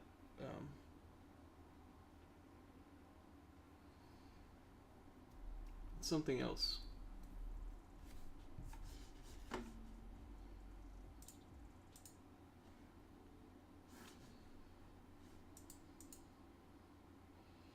Need like at least 10 more.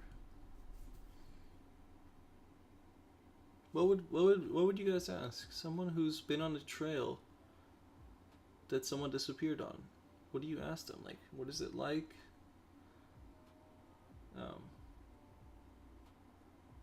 Biggest thing for me is how isolated is it? Like, is it possible that there's people who live in the mountains that saw a body and decided to get rid of it? Is it possible they saw someone with equipment on them alone and they were like, let's go rob him?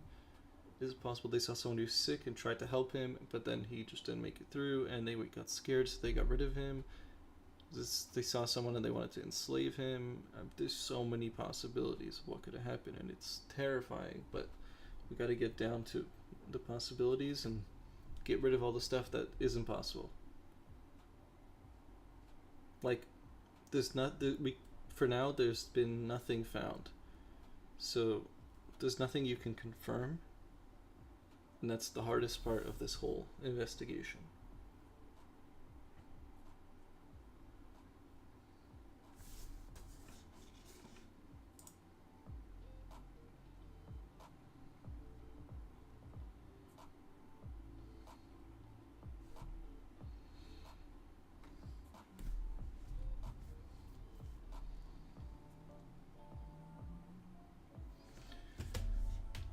I think I'm just gonna leave it there for now. Come back to this. Mom and Dad, I'll ask them very similar questions. When is the last time you spoke to Jesse? Did you know that he went hiking alone? If yes, did that worry you?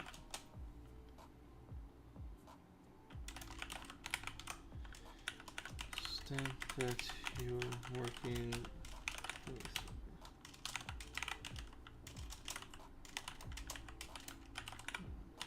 intelligence.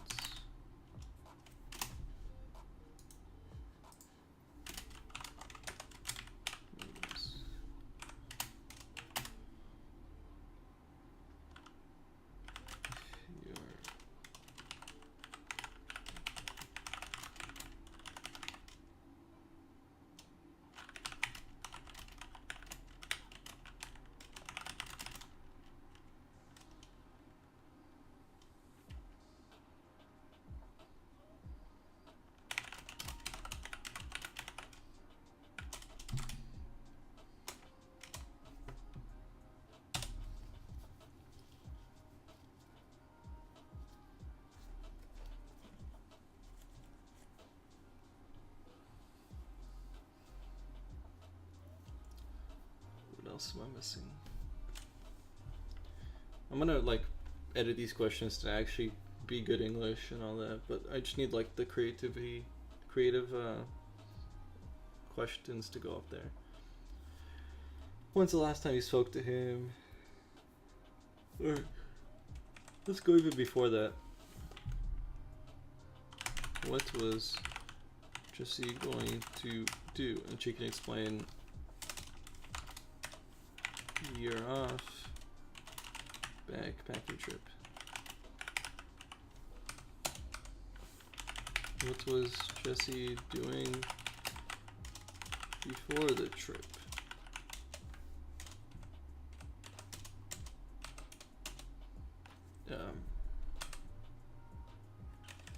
And I think of some childhood questions. So did he go hike? Did you know that he went hiking alone? If yes, did that worry you? That's important, you know? Was she like, you know what, maybe I went on Google and I saw it was an easy to medium trail and I was like, you know what, he could do it, he's in good shape, I trust him. That could be one thing. Or she could say, I was a little worried because he went alone and it's a difficult trail. I don't know. I'm pretty sure the mother said, yeah, she said that she saw it as easy online, but she went and with altitude sickness and all that, it was really fucking hard. So, and I'm pretty sure she's in good shape. I mean, like, average or whatever. I don't know. So.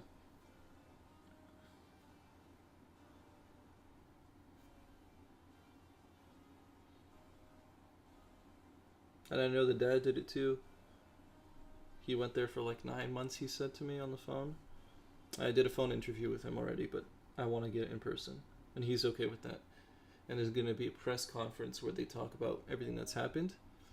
And he said I can, you know, he'd like me to go. And I said, if I have my equipment in time, I'll be there.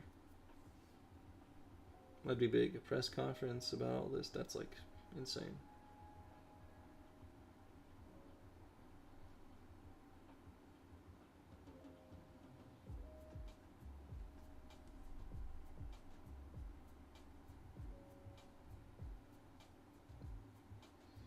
Okay, so did you know that you went hiking alone? If yes, did that worry you? Then what are some other questions? Let's think.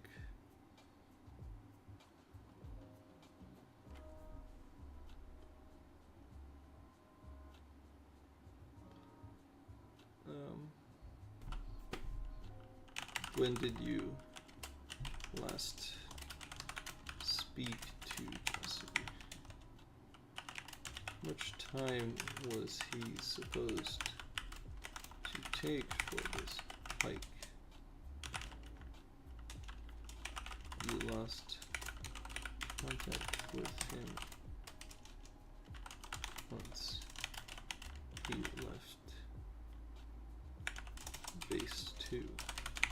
So base 2 is the last location we was seeing.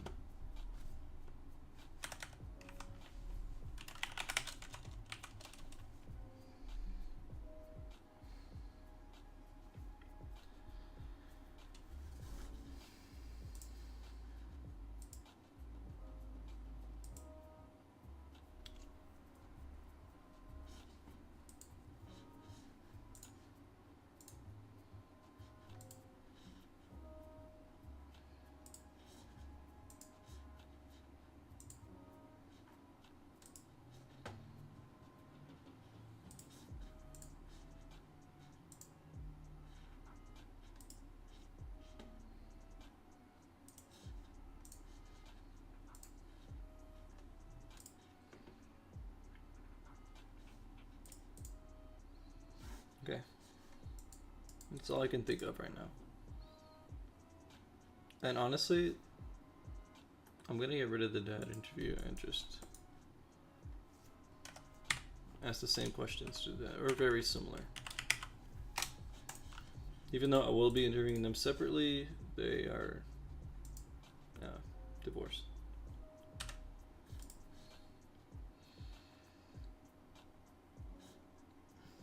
And honestly, probably asking the same question to friends. And in the moment, I'll probably get a lot of ideas of like, what's your favorite moment that you had with him or something. You know, I don't want to make it feel like a closure video though. That's really important to me. I don't want to do that, because that'd really suck. If I make the movie feel like it's a story that ended, people will not be interested to help it go further. I want to like re-engage everyone. I want to re-expose the story. Is the word I was use. You know, make it just re-expose the story, and then people will hopefully help the GoFundMe and all that. I mean, there's lots of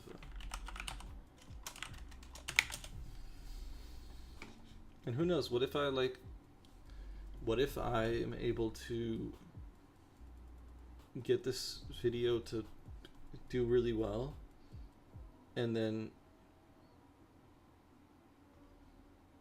I'm not trying to say it, it's just, if I can make this video do well, I can bring people from all over the place to their story, right? What if my video popped off and someone in Los Angeles was like, hey, I was on the trip around the same time and I remember his face, and maybe they have some information that can help, you know? And at the same time, it's going to be really good for me because I work on my camera work, I get to help others, which is always nice. I get some good content, you know, and if it's long enough and enough people watch it, who knows, maybe it'll get me my watch time. So it's this all positives. The only negative is that it's going to take a lot of time and a lot of work for an unguaranteed return.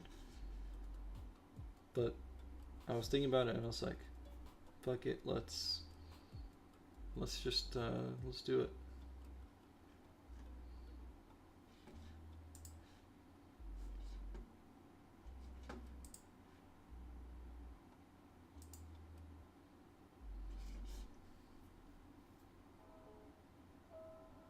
Oh, this was also pretty bad. This guy was mugged in Costa Rica and has no memory of who he is.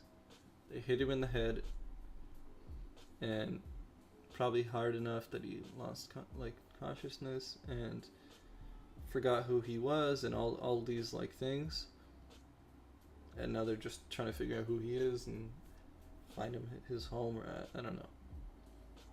That really sucks. Like your whole life just ruined because someone wanted your iPhone, and instead of just putting a gun in, like robbing you, they hit you in the head and now you're gone. It sucks. I raised a lot of money, but they need more. A lot more. They're about halfway there for this. Pretty much the way it's working up to now is they have rounds of like. So they started off at the Peru police. They weren't very helpful, so they went to this Israeli intelligence group called Magnus. They specialize in this type of stuff, and they're doing really well. And I know they're finding information. They're just not revealing it to the public yet. And they're not cheap because they need to put in a lot of work. They have a team in Peru right now. They've been there for a couple hundreds of days. I think 100 days or something like that. They got a team in Israel who does all the reconnaissance and all, like everything intelligence-wise. Well, they have a in the field team too. All these people need to get paid. All these people need to feed their families and all this. So there's a lot of like, there's a lot of. It makes sense that they have to pay money for it. It's just a crazy story, and I can't imagine what the family is going through,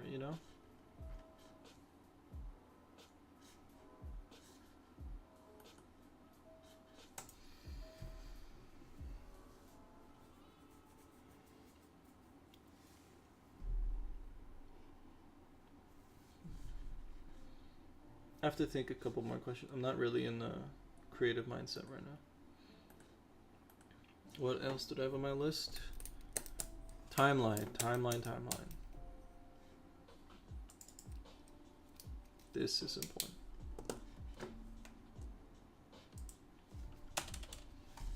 Movie timeline planner? Is there something like that? Movie timeline planner.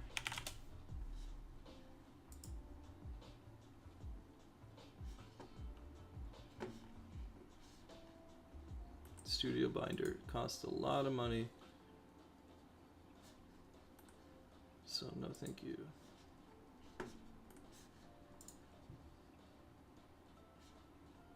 Oh yeah, that'd be nice.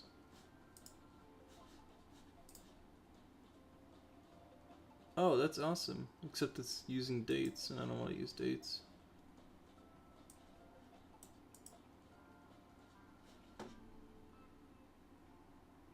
Wait, that's awesome. Can I change it so it's not dates and do like my own custom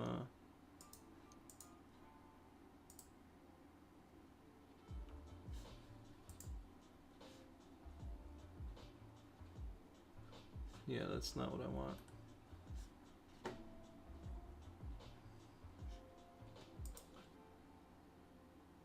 Ooh, that's actually really cool, but that's my date. Okay, so not timeline, storyline planner. Spent like a whole day with Josh once, or a couple hours with Josh, just trying to find like a good software for like a planner. Let's just try this plan.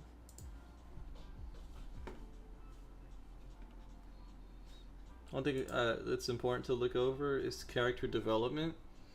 Something I never do and I fuck up a lot.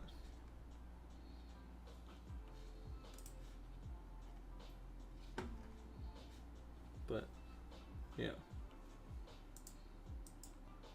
character development. Start him early on, build him over time, and okay, let's see.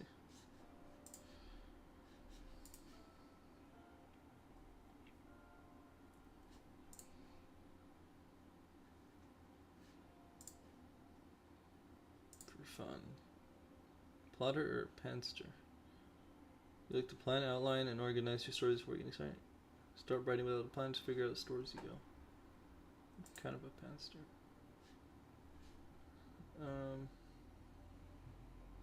Mystery, fantasy, drama, crime, horror. A lot. Self-publish. Alright, let's see if this app is worth the time. Create a story.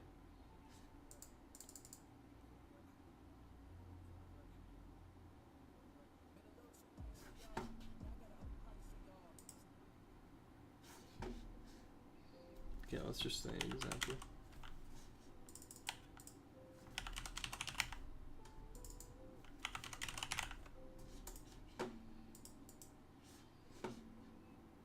Okay, so this is chapters with pages. That's interesting. This is good for a book, but not for a movie. I really want like a timeline, and then just be able to like pop ideas of the story and reorganize them, and just, is it that hard to find something like that? Ooh, like that, like that. Yes.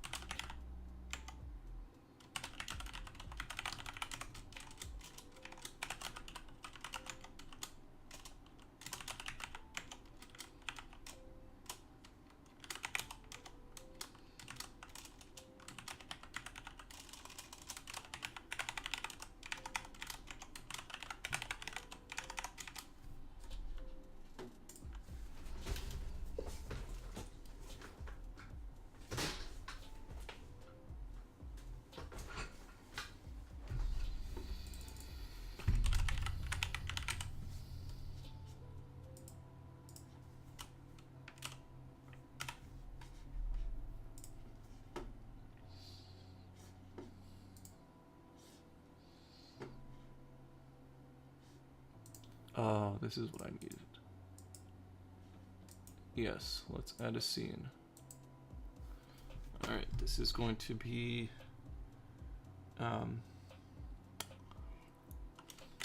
talking about talking about no. I need to think about how I want this story to all happen. Okay, so let's break it down into pieces of the story that we need, and then we'll figure out the organization, because I'm gonna go crazy if I just sit here and do that. Let's get a new page for this. Alright, so I need a scene talking about the trail. Need a scene talking about altitude, sickness. I need a mom interview. I need a dad interview.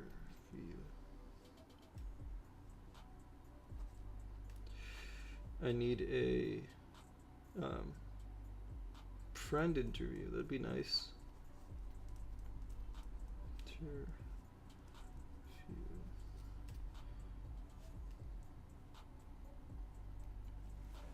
It would be nice to have the Tati interview.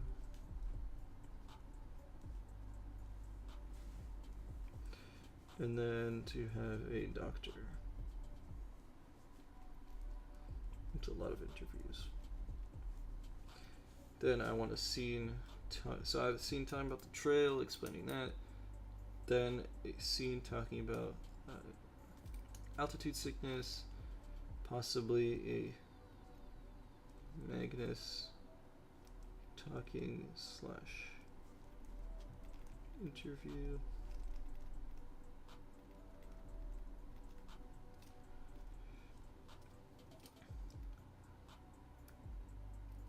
Then we need to talk about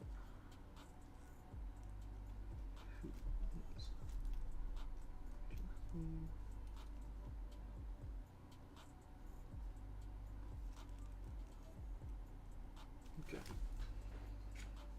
It's already a lot of scenes, so let's start with that.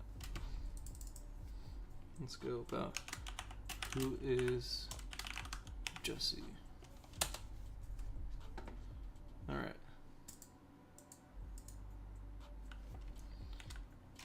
We'll get more to this in a moment. Then we have the talking about how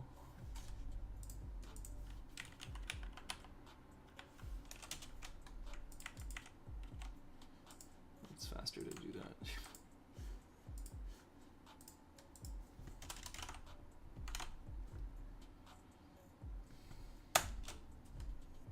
Okay. Talking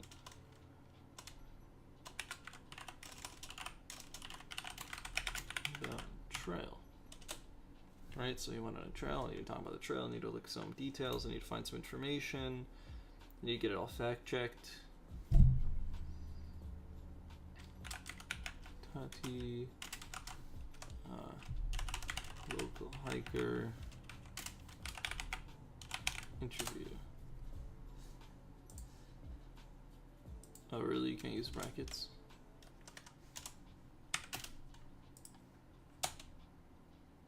Letters, numbers, and space. Are you serious?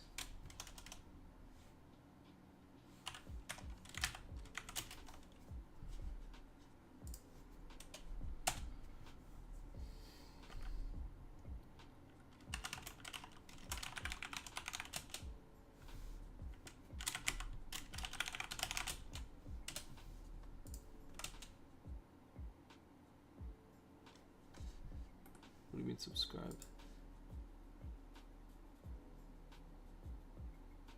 Are you serious?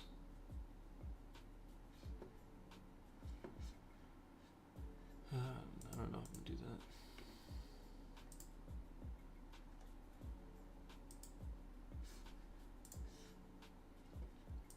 So you can do this, you can do research, you can write your script.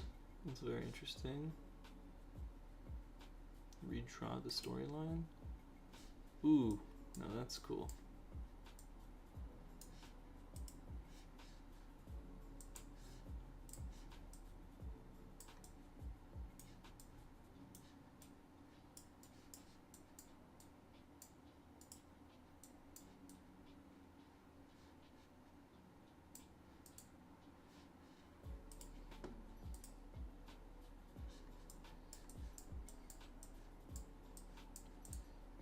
It's interesting how you can't reorder.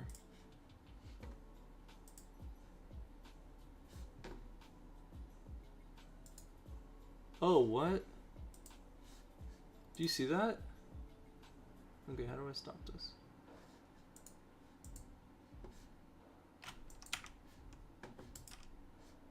How do I stop this? If you click on this,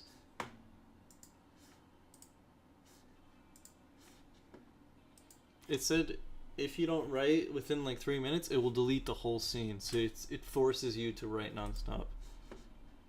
That's crazy. I can make this work for now. I mean, there's a lot of stuff, but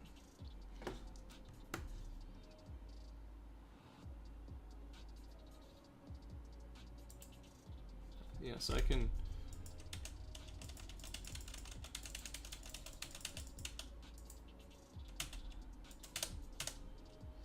So first scene, who is he?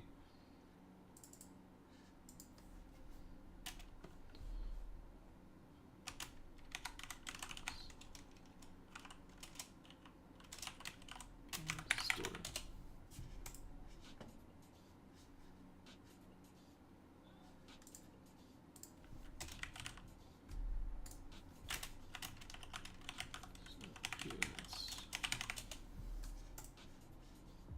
Right, now we're gonna want to add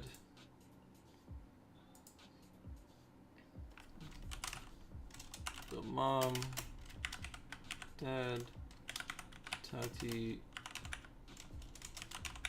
doctor interview.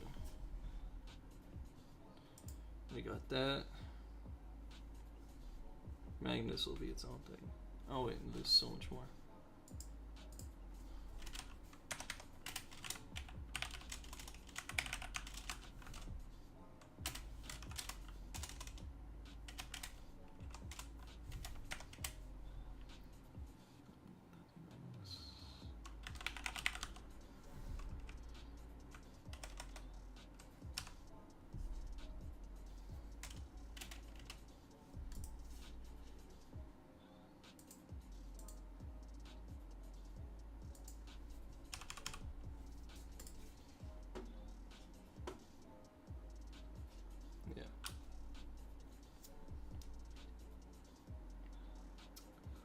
Then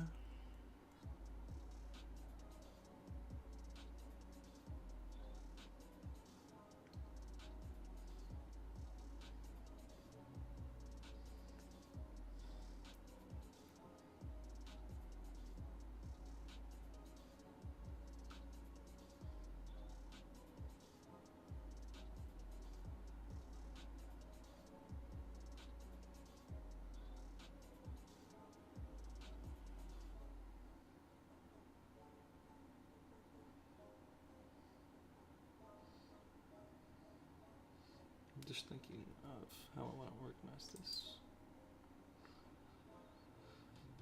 So I want to start it off with the dramatic. I already showed it on my last stream. I had like a dramatic sequence, then jumped into me trying to get the story to happen. So that'd be it. Me planning the movie. So it's a movie, but at the same time, it's gonna be like this like documentary about me trying to make the story happen. Because if I just post a movie, it's a hard pivot. It's not related to my channel in any way. It's not related to programming. It's kind of related to the video editing, but I want it to be like, this is how you do it. Like you message the mom, you message the dad, you message a doctor, you message a hiker, you do all these things to make this happen. And I want to show that process of trying to make it happen. So then next would be the trail. Okay, so let's edit this one. Who is Jesse? Explain story of his disappearance. Okay, so explain disappearance. Let's make that short. And then talk about trail. So, who is Jesse? Explain his disappearance. Talk about trail. Next scene is going to be jumping into the interview with the local guide, right? Once we jump into the interview with the local guide, we're going to want to I guess depending on how she talks, we want to go into the doctor, right? So we're going to want to go with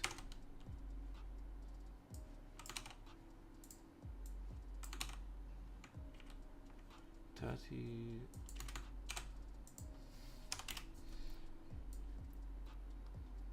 We're going to want to go with Tati, then the doctor. Once we get to talk to Tati and see the trail and all that, we get a doctor, we get their opinion, then we're going to go into the mom and dad, I guess. That's going to be a bit of a tough call.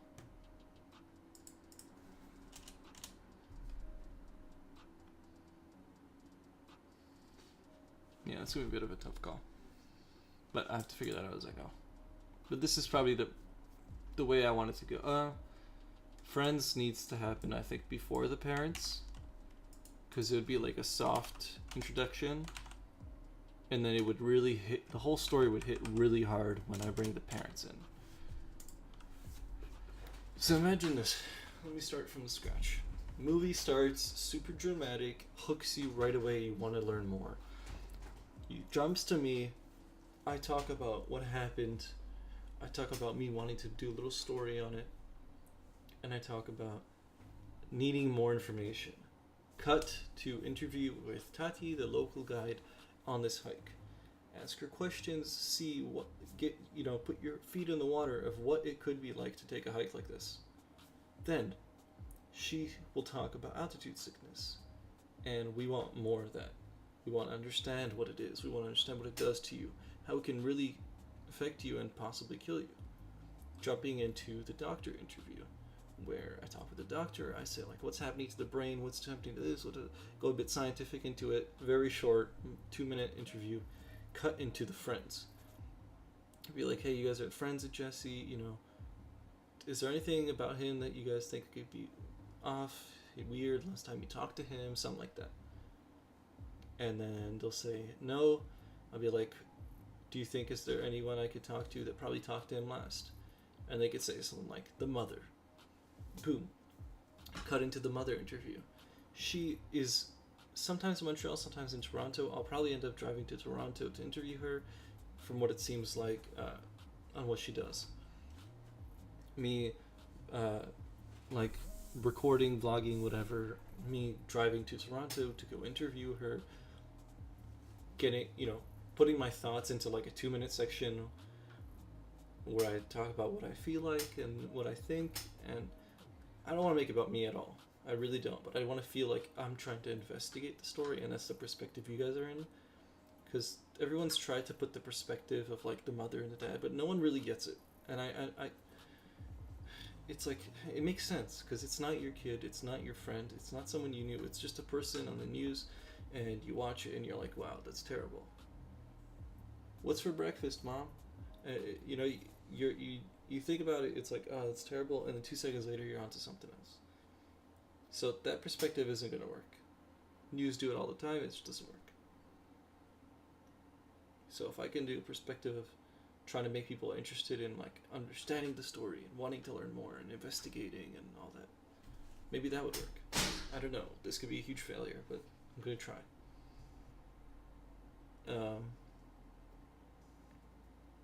So we did that. After I interview, so I think Dad before Mom, actually. Now that I think of it, Dad before Mom. Because the mom is the one that will allow me to possibly talk to the special force they hired. If she's comfortable with it, and I'm going to leave it up there to her, I'm going to say, you know, I have a contact and I'm able to get in contact with them, and I have already, but I need to know if you're comfortable with it, and I need your permission and your blessing and all that. And if she says to them, it's okay that you guys let Mike get in some information, I'll do it, and I'll try and make it as professional and everything. But if she says no, I will be like, that's fine, I will still do it, just without them. Because if I can like talk to this Magnus group and get some information out of them, like, we've done this and we've done this and this is what we found out, I know they don't have conclusive answers. I can confirm that. My contact can confirm that they have not found the actual answer to the story. But they have their theories, and they think certain things happened. Those things I cannot talk about yet. But it's a lot of crazy shit, and yeah, it's just a really intense situation that they're in right now. Just like, when do you stop? When do you say enough?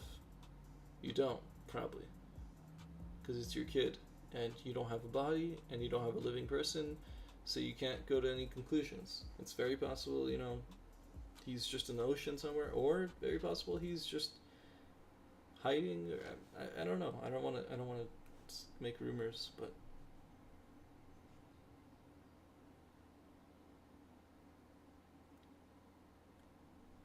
it's weird. It's really weird. No leftovers, nothing, just gone.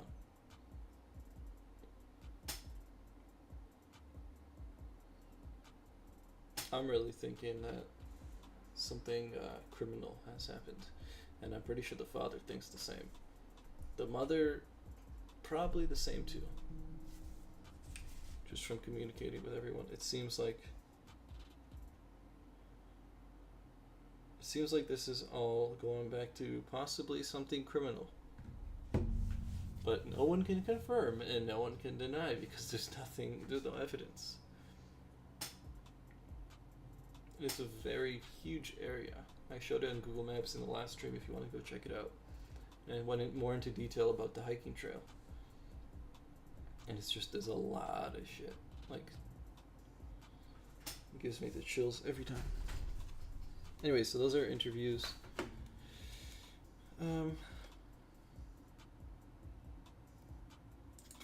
Wanted to make a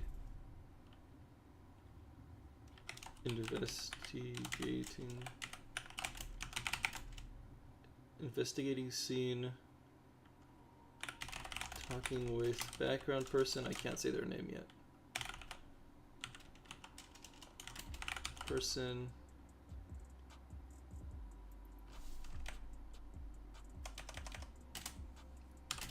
So investigating scene, talking with background person,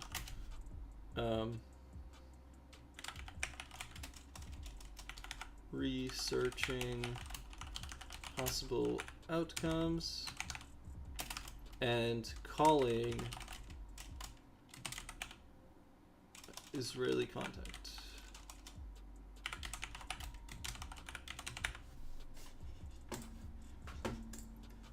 So it's funny because I messaged my Israeli contact and I was like, hey, can we do a little interview and just on the phone, and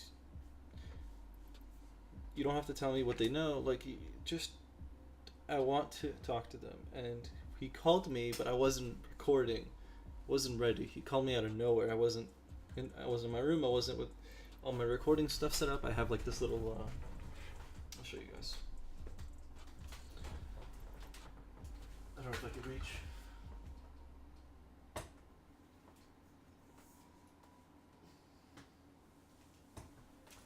I have like little recording studio set up. So the phone was propped up next to this. See, you got your mic here, and then you got your pop filter so you don't spit on the mic and sound clear even though you're really close to it. You got the phone next to that. Then you got the headphones plugged into the camera, right? So you pop these on and you can hear yourself, but you can make sure the audio is super crispy and clear. And you just aim it all towards you and you're just like talking to it while the phone is right next to you.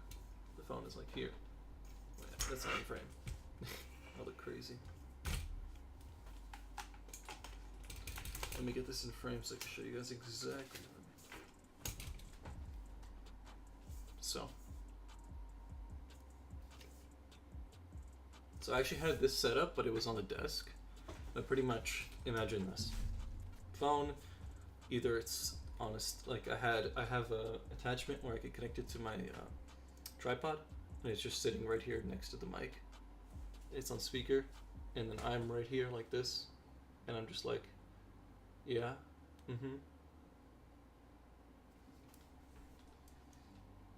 That's my phone voice.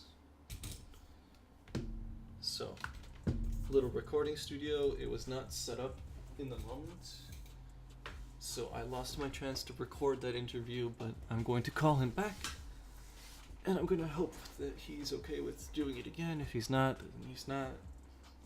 Whatever. Yeah.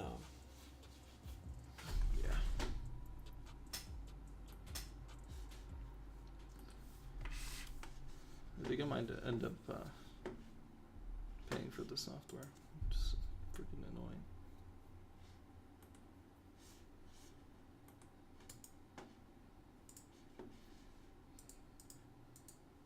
Oh, you can add characters. Like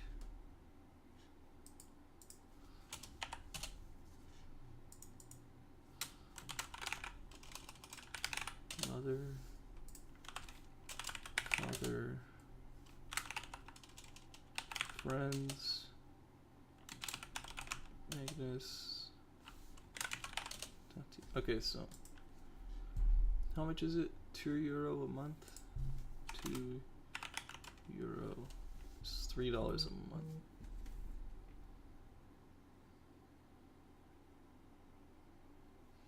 $3 a month. That's not the worst thing in the world, but whatever. Access storyline creator online from any device. Oh, you have it on your phone too. If it has on the phone, that might do it.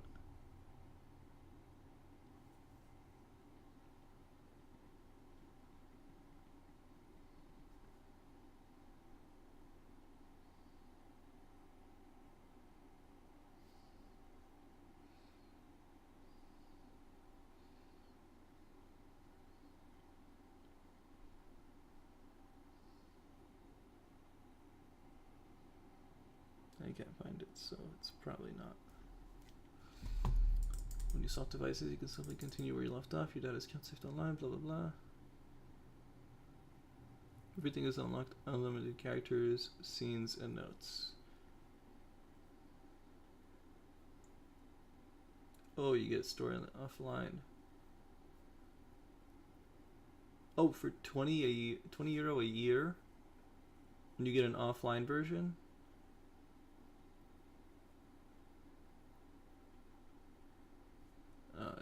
It's probably not an updated version. It's probably trash.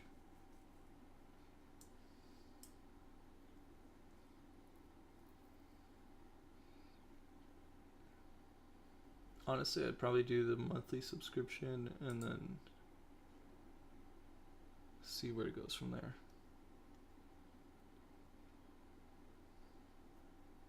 I don't want to do it yet though. Gotta really try this out. Give it like a week.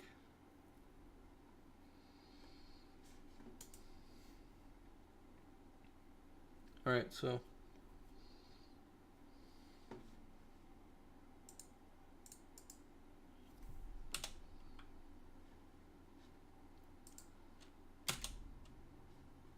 let's add all the confirmed people for now.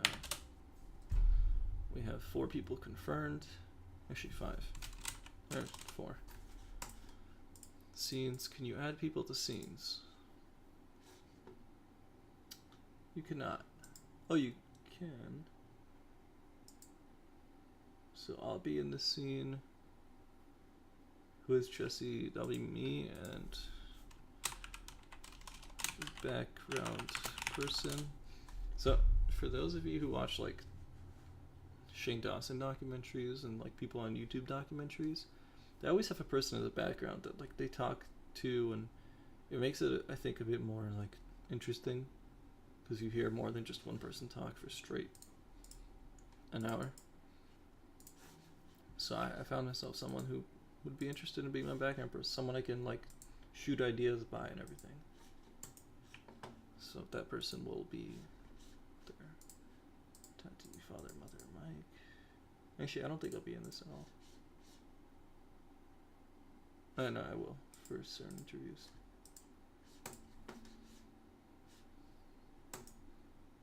Okay.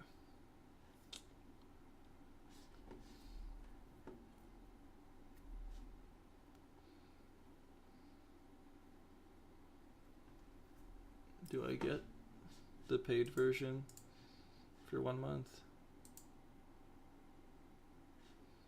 I don't know.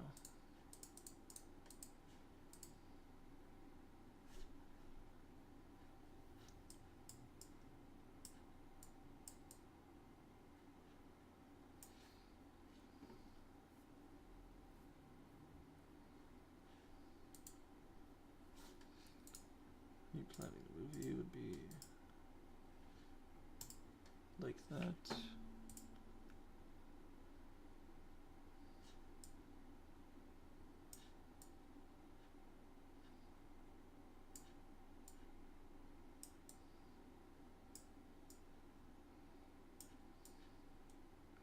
See, like this is interesting.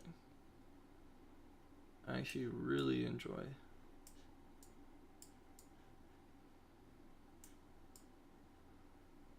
That's annoying. I'm like stuck here.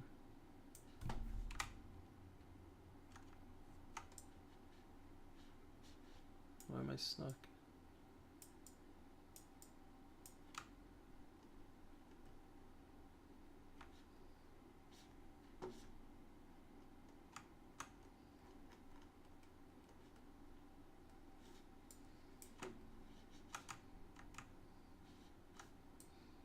I guess there's a height limit.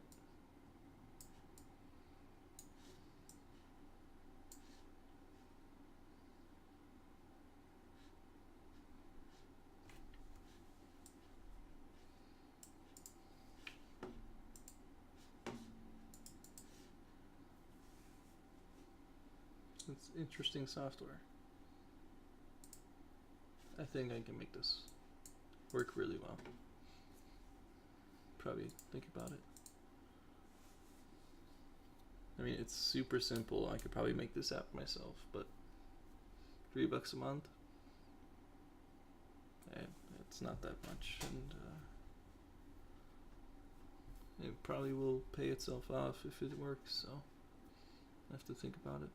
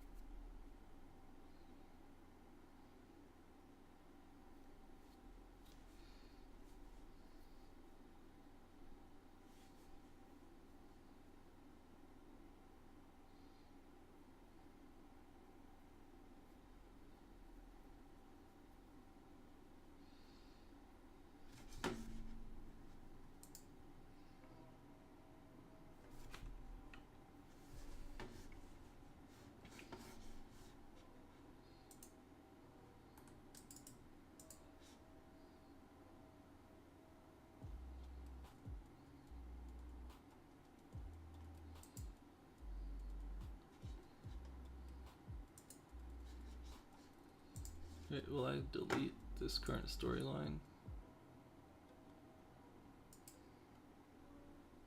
You can export as a PDF. What? Oh. Nice.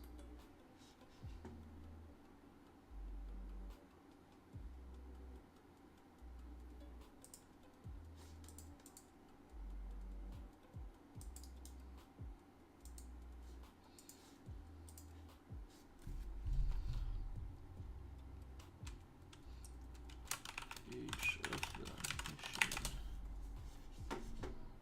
And you just go load story. Oh, that's actually really cool. That works very well.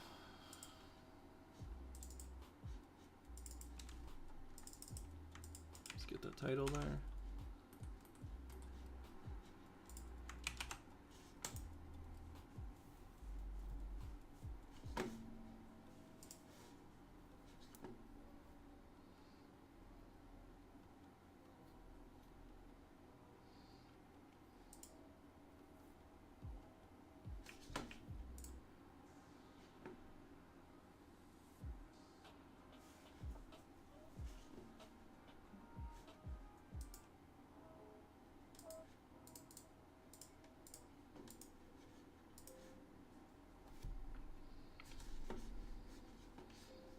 Okay, so me planning the movie would be at the start, actually. That makes sense. Mother, father, and Tati don't get introduced until in the Who is Jesse scene. Actually, in the me planning the movie scene, I want to have the father, the mother, Tati. I actually need everyone in it. Because I'm like messaging them, calling them. I'm like, hey, I need you in this thing. Are you okay with that? Let's make this happen. Oh, crap. I really don't like about the thing I really don't like about the software, and I don't mind messaging the developer if there's a contact. Ooh, that's really nice.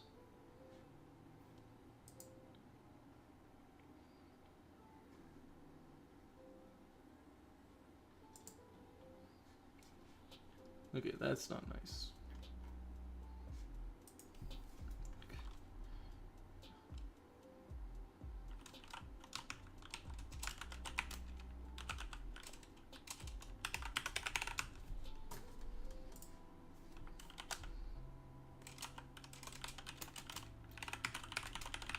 Your application. And I would like to suggest that you make the borders on the story line correct.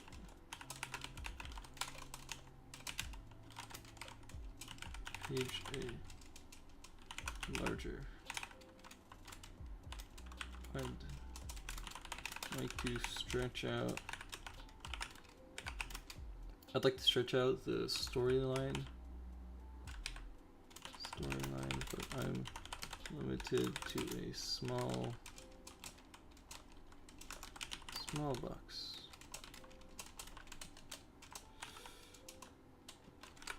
Thanks. Like.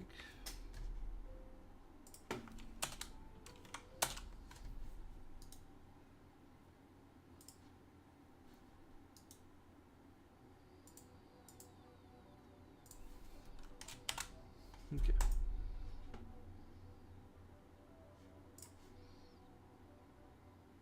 Let's give that like a day or two to cook. Honestly, this is a pretty good app. Not gonna lie. I'm pretty happy with it. I wonder how many people though actually use it. I mean, made it. Is it like a 20-year-old who's just trying to get into development kind of thing? It's interesting. See, so like if I grab this, I'm limited to like that. And same thing with side to side. I'm limited in this tiny little box, and I want to stretch that thing across the whole 4K screen. If I want the availability to do that. I understand the limits. It's just, it'd be nice if it let me outside of that.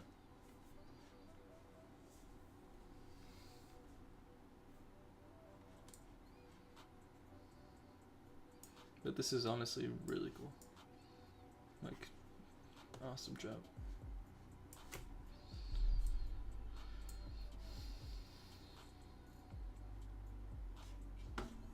I could see myself using this.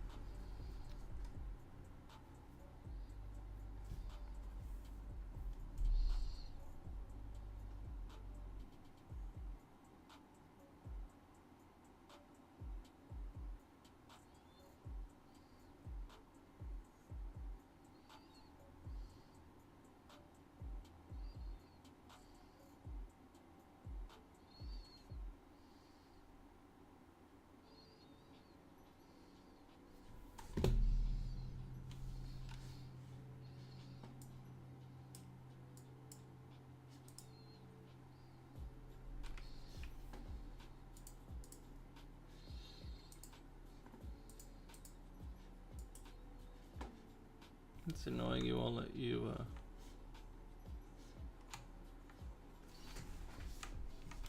I need to like move over. It doesn't let you open multiple at the same time.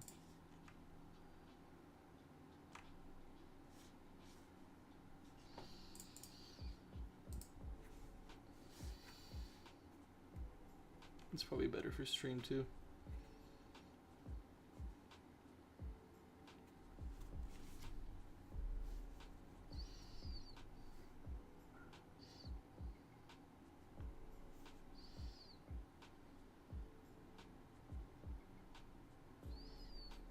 I wonder what my SEO is like.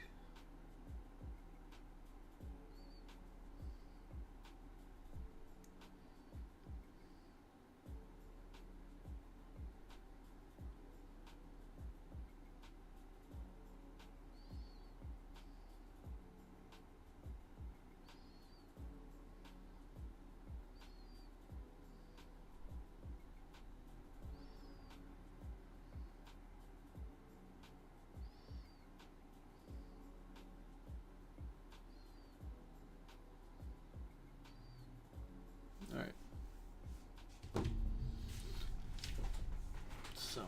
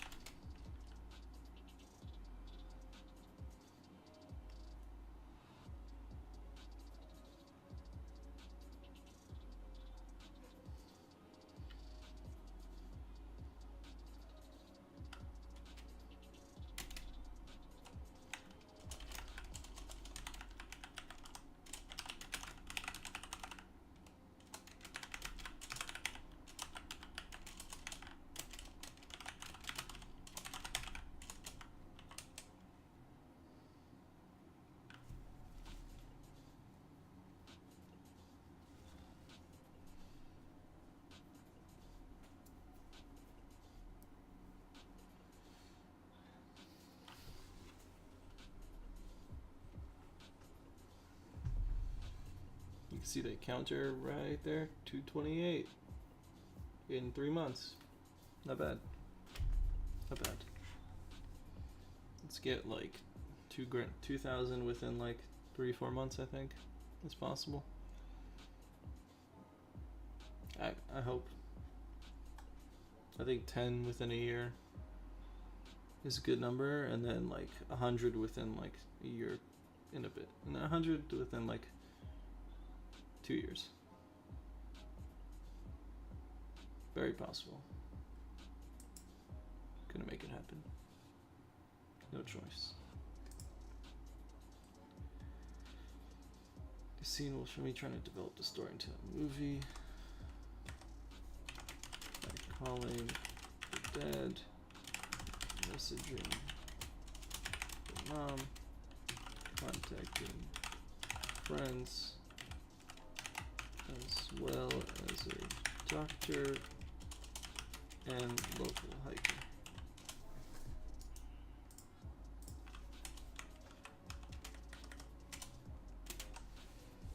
So that's the first opening scene of the movie. Will be... Damn.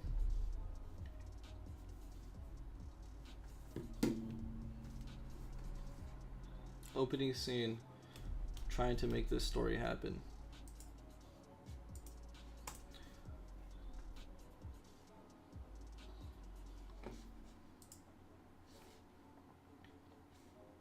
That's cool.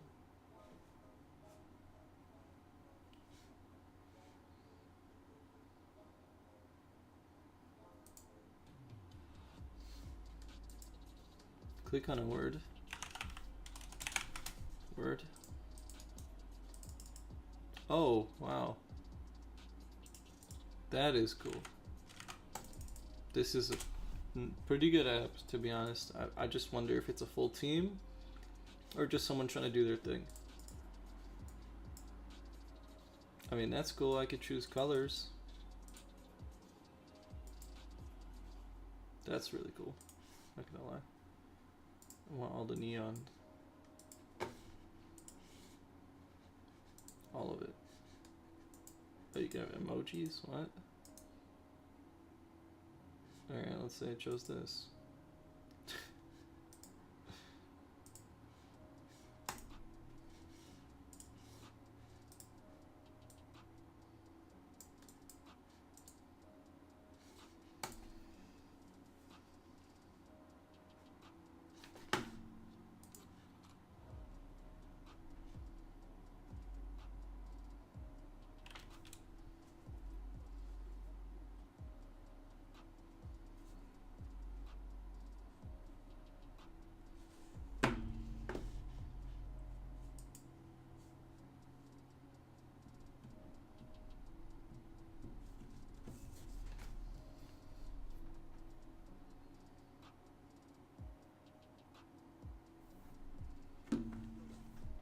If you're in chat, if you're in stream chat, comment, say something. Hello.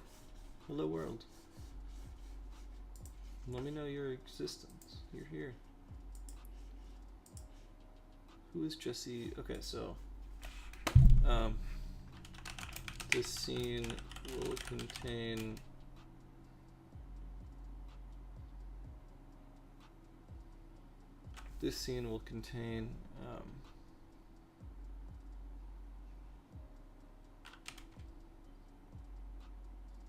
so in this scene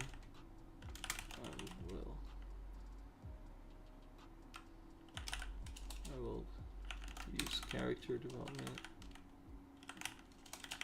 I will develop character Jesse.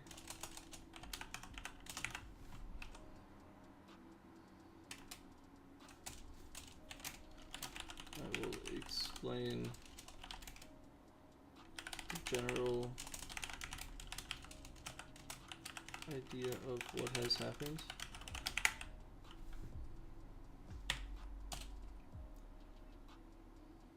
And then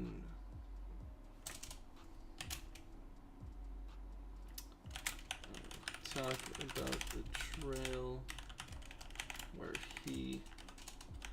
Went to. And then the next scene would be like the big one. The Dr. Tati scene. Which I think I'm gonna break off into its own. Its own little part. So.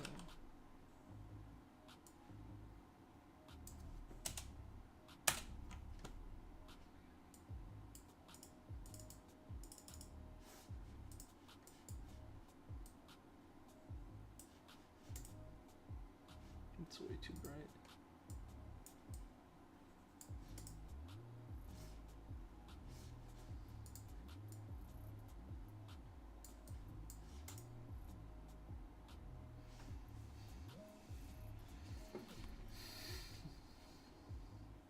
Right. This scene be a follow-up to the trail.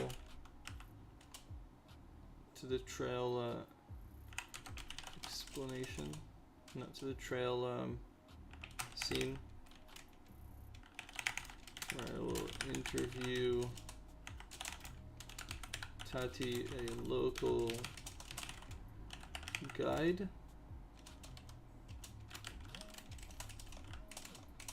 in the hopes she reveals the true difficulty of the trail. Then leading into a doctor interview where we talk about altitude sickness. Hopefully that makes sense.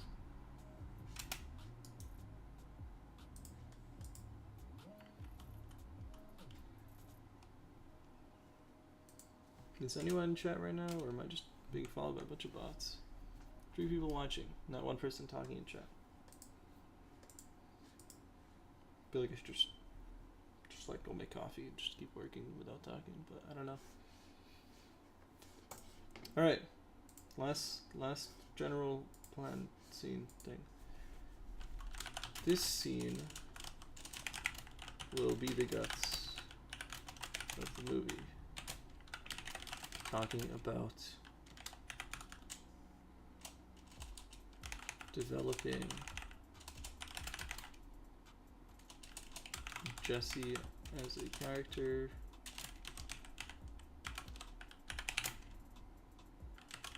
and showing more than just the quotation marks lost sight of him.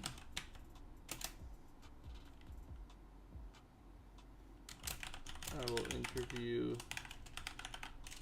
friends in the hope of a story of Jesse.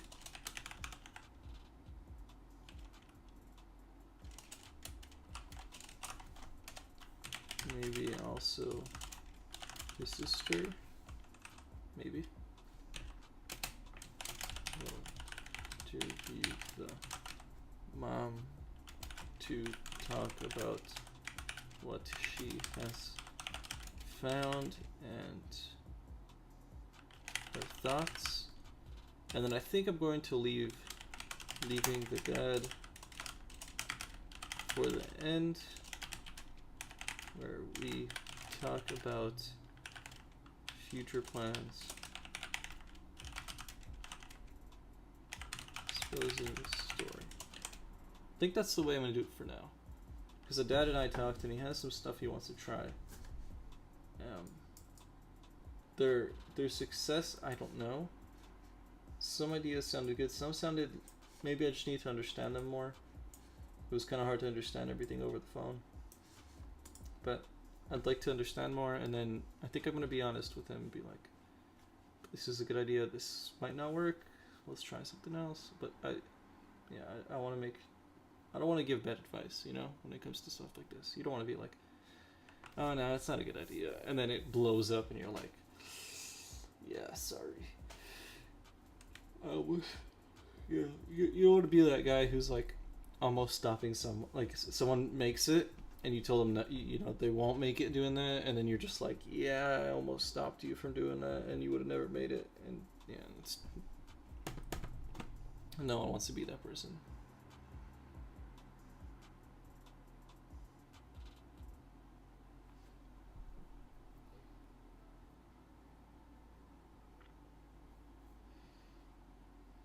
Okay.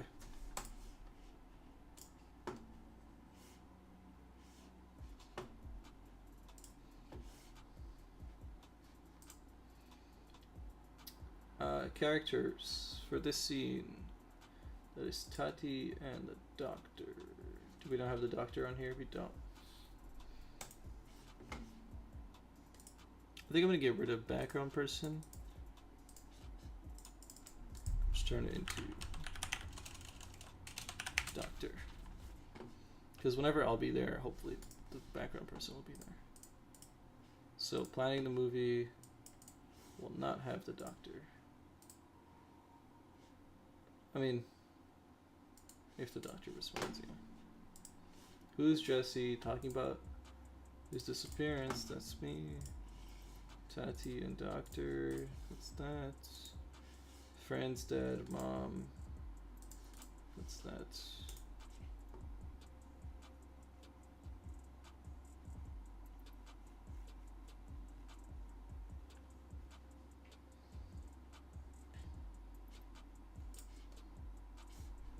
Let's see what the timeline looks like. Scenes. What does this date mean? Like when I'm gonna do that? I don't know. Let's say the first.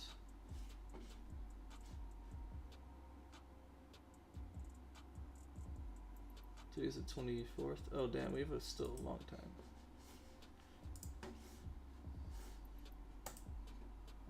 Well, planning the movie I could do now actually. The part where I talk about who is Jesse explained disappearance, that's the second my camera comes in, so let's say about the first. Planning the movie, I'll make it now.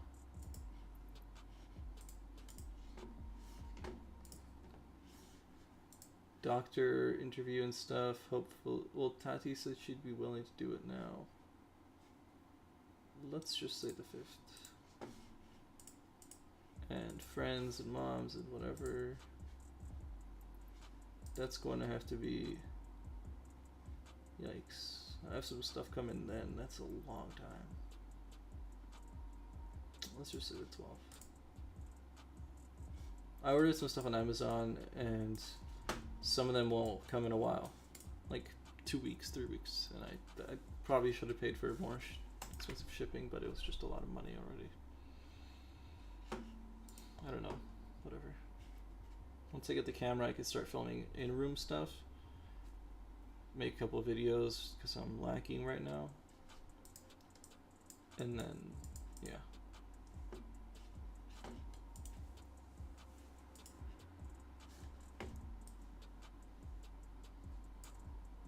See, like, that's really annoying that it's so small.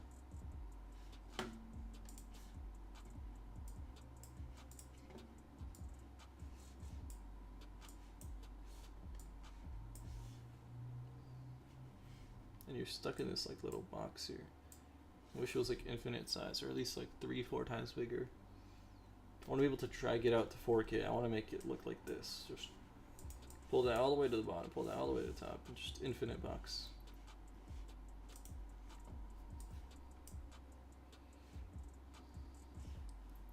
This is cool though. I mean, you highlight and it shows you in the top character names, shows you scenes. Pretty cool. I feel like I'm doing an app review at this point.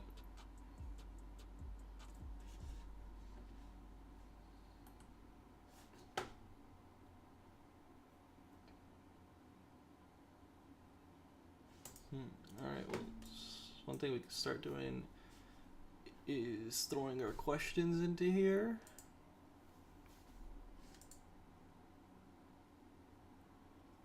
And, yeah.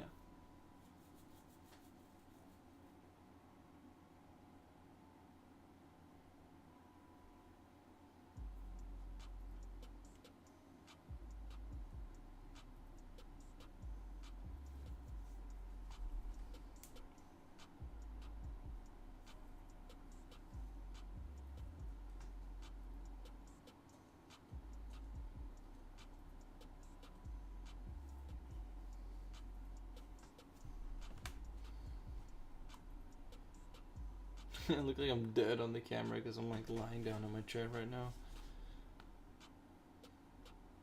It's hilarious. I didn't even realize how dumb that looks. I'm just like this. Camera's zoomed in and I can't fix it till I yeah, I just can't fix it until I in the stream zoom it out. Bunch of bullshit. So I guess you guys are zoomed in on my face.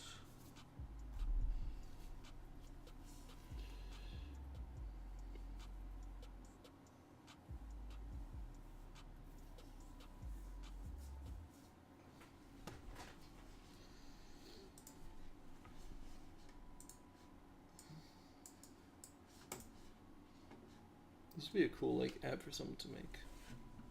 As like a developer.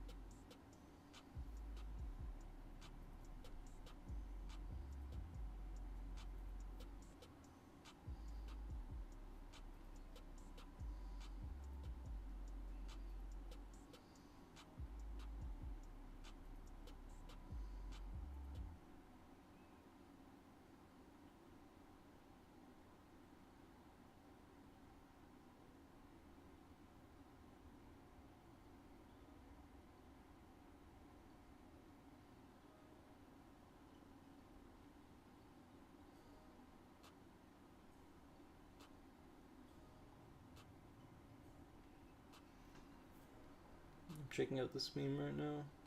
Someone was talking shit, and everyone. I love how people get banned for having opinions sometimes.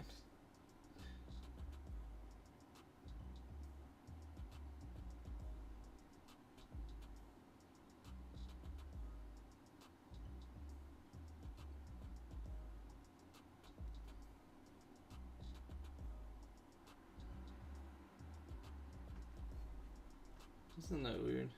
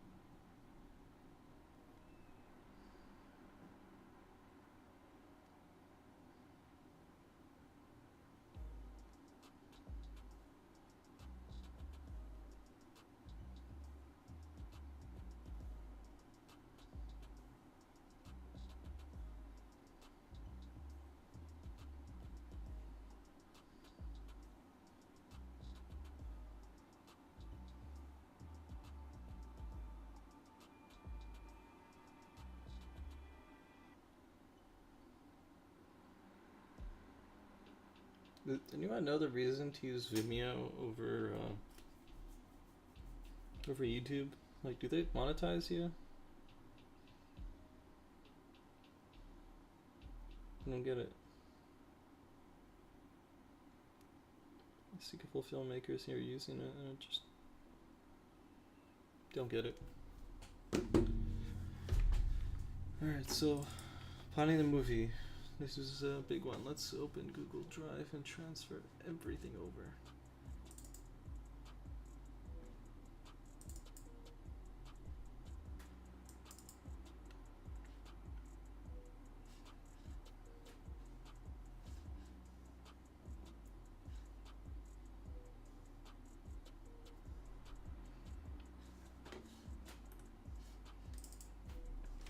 So here's the current script.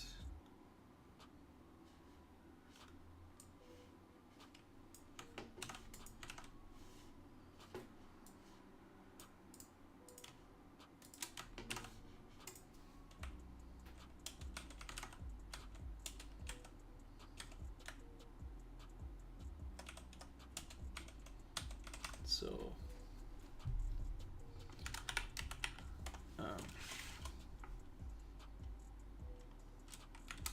after dramatic intro,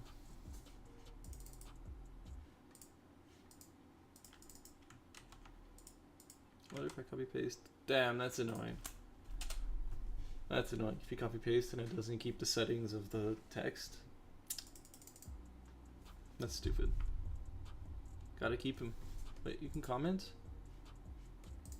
Okay, what if I do this? Comment after dramatic intro. Oh, I'm not so mad anymore. That is very nice. Driving in car towards mountain.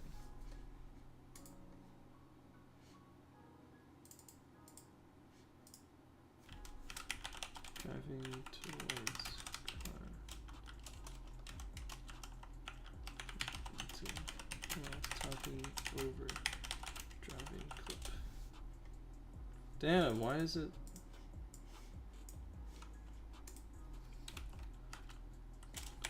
Talking over driving sequence.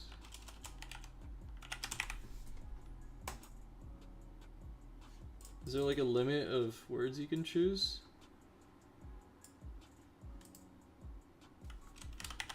Driving.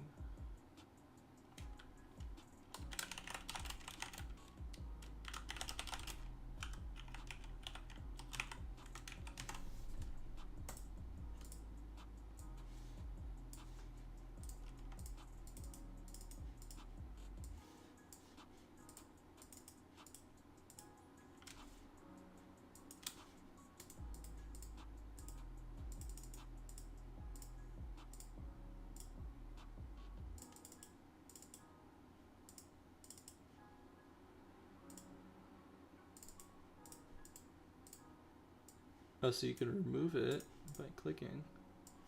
Now, if I highlight the whole thing and I click here and I put a comment and I click enter. Honestly, if I have to do it line by line, like, fuck it, I'll do it.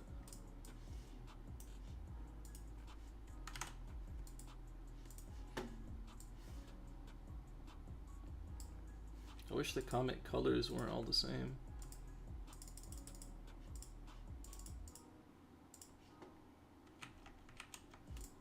I mean, okay, whatever. That's annoying, but we'll make it work. Make it work.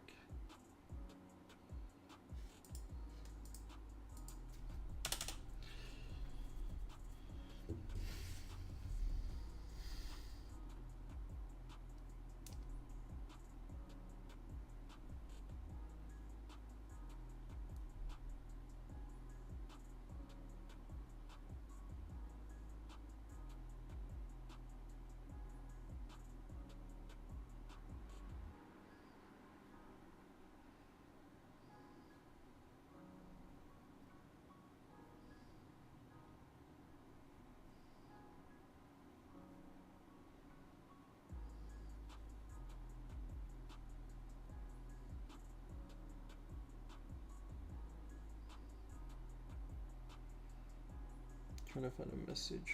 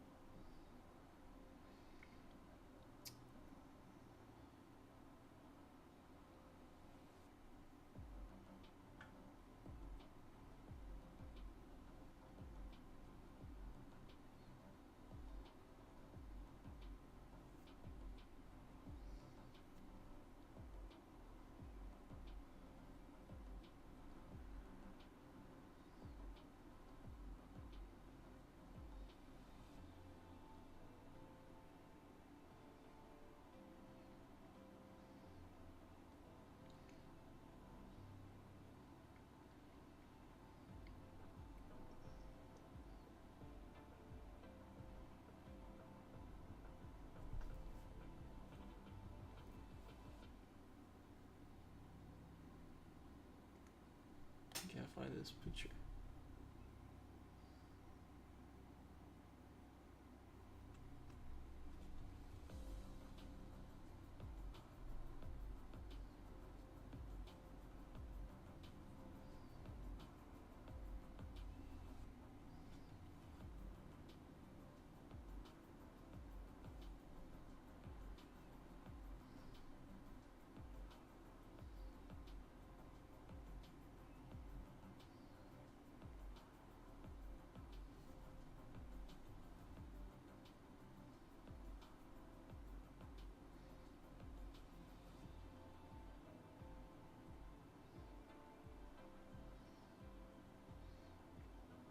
Oh man, I can't find this picture.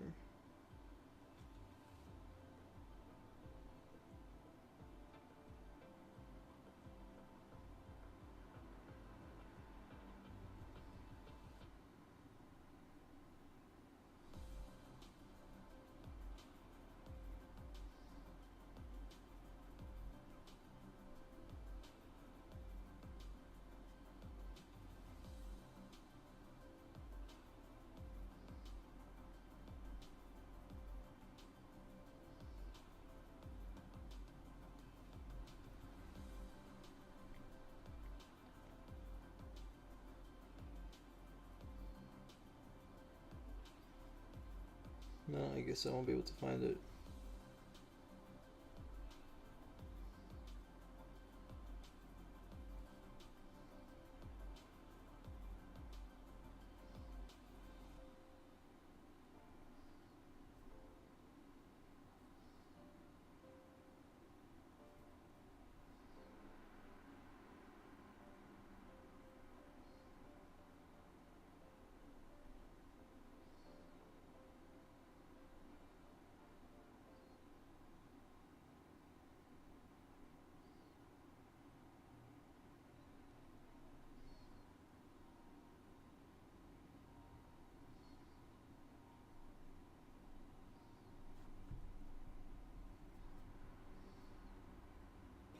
No, no chance. What the hell is this?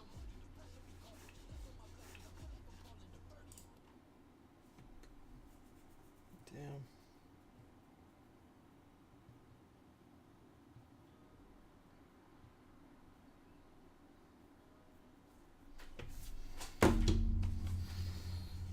Alright, so we do this intro scene where I talk over me driving, and I'm saying how I remember hearing about the story. It wasn't able to help financially or anything in any way, but they're still looking for him, and I still want to help.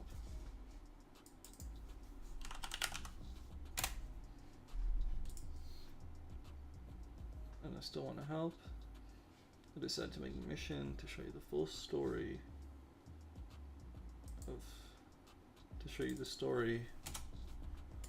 of Jesse Galganov, and then cut to me explaining the story saying, this is what happened. So, if we break it down, I want a scene where I talk about what he went to do. Right? So that goes in here. So like on X, Jesse Galganov went hiking in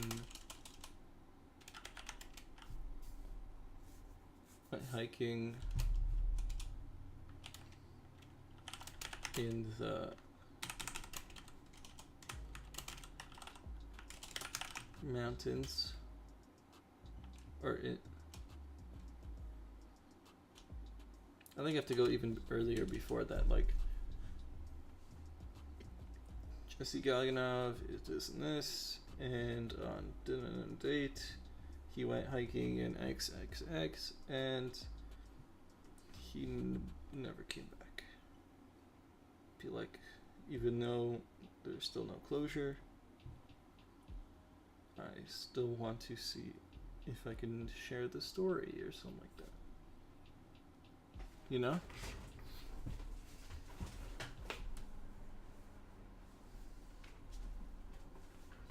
There's still a lot behind it. Damn.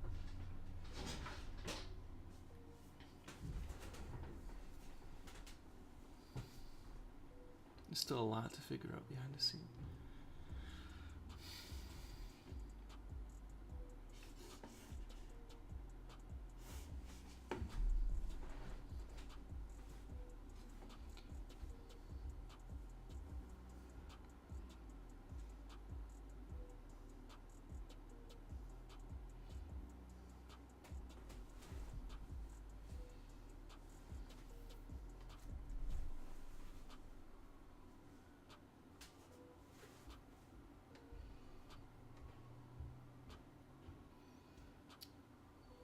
Okay, so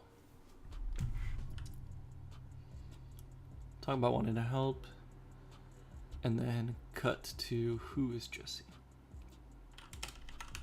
Jesse Galganov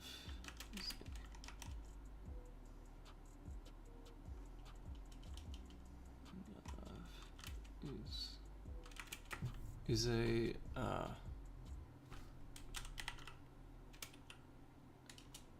neuroscience student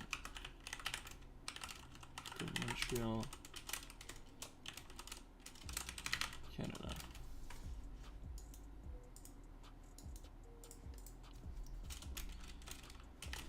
He graduated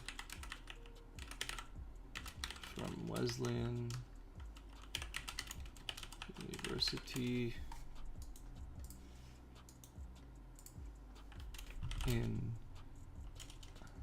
at the end of 2016, I think. At the end of 2016.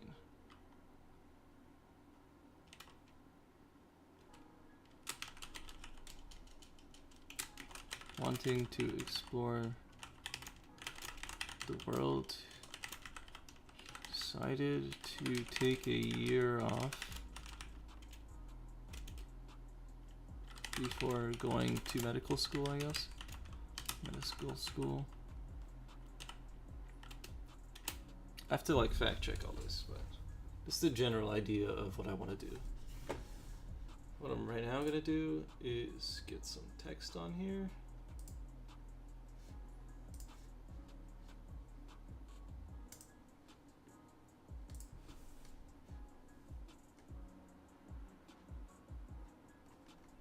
Some of that Beba Nue. I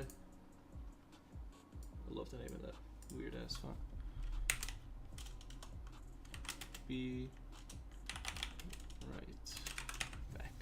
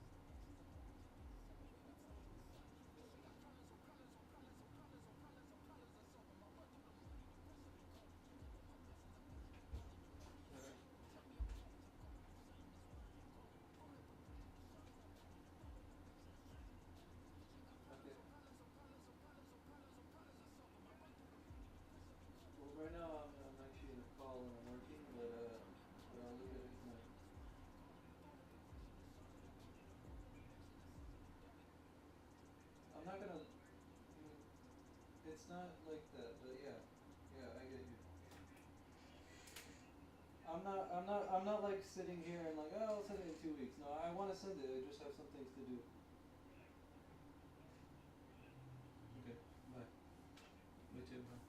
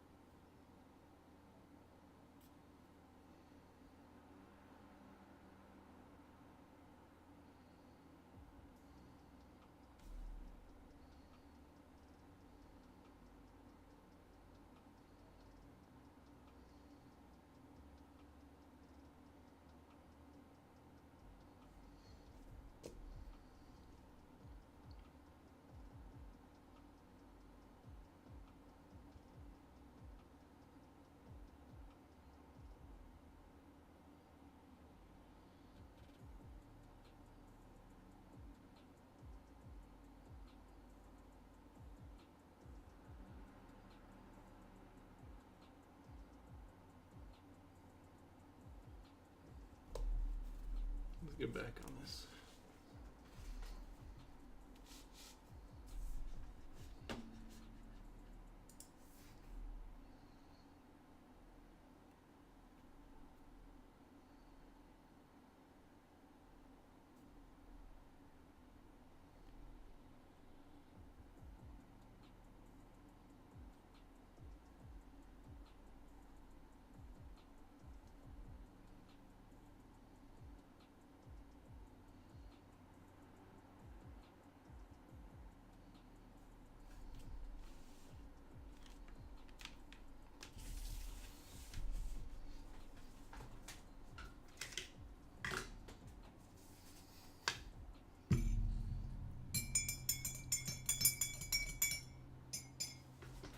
I don't think anyone's even watching, so I'm just gonna scoot around.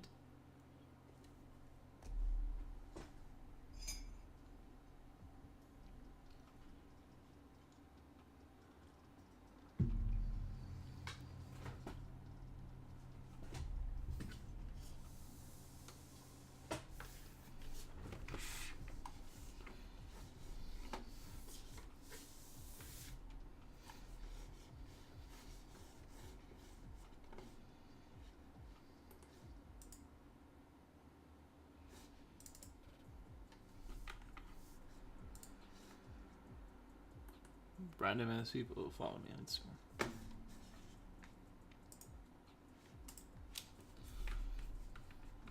I gotta figure this out.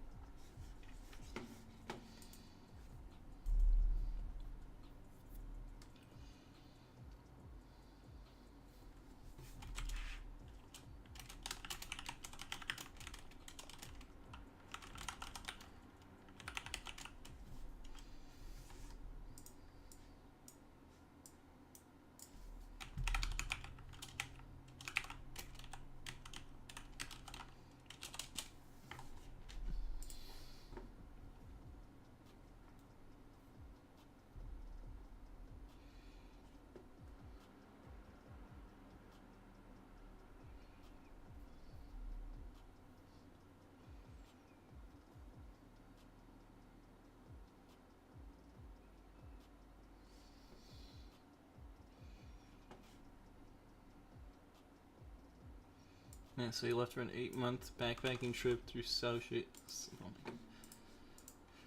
An 8-month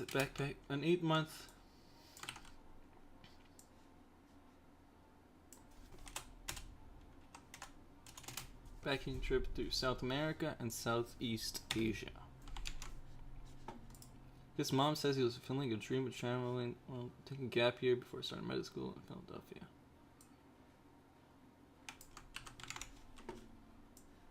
Medical school in Philadelphia. Just filling in details. I'm gonna fact check this with the mother when I'm done, I guess. What is this? Trap music. What's this? This is music I use for like dramatic scenes and all that. I'm just using it as stream music right now. I have a stream music folder, but it's trash. It's a mess. Just that.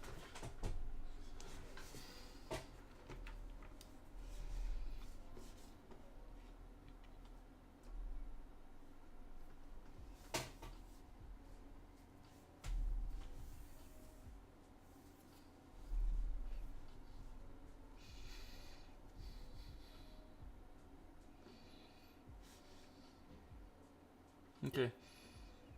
So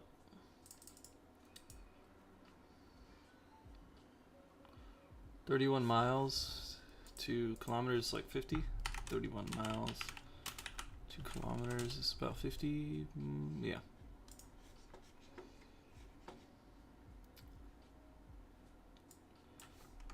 Alright, so this is an important detail because this is where it all started. As-Heap. Jesse planned to hike the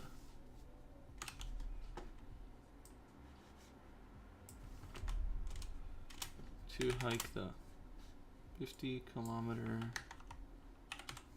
Santa Cruz Trail through the Cordillera Blanca Mountains.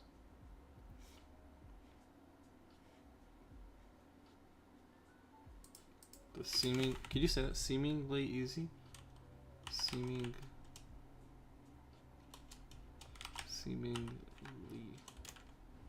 easy? Is that a word?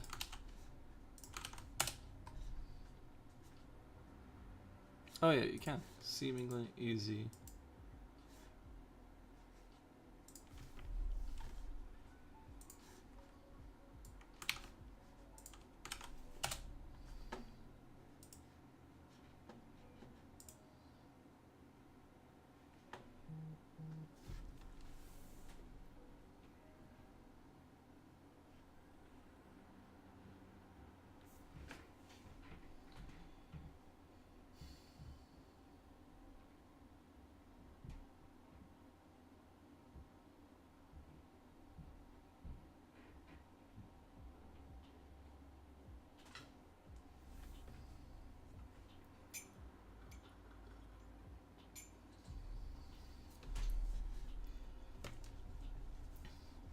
"50 kilometers, 31 miles.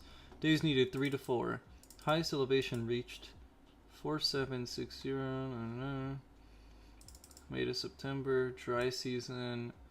Moderate to difficult. Closest town Juarez.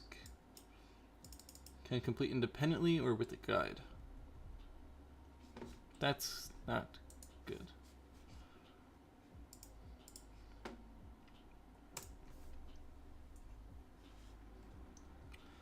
Let's see if it's listed anywhere as easy.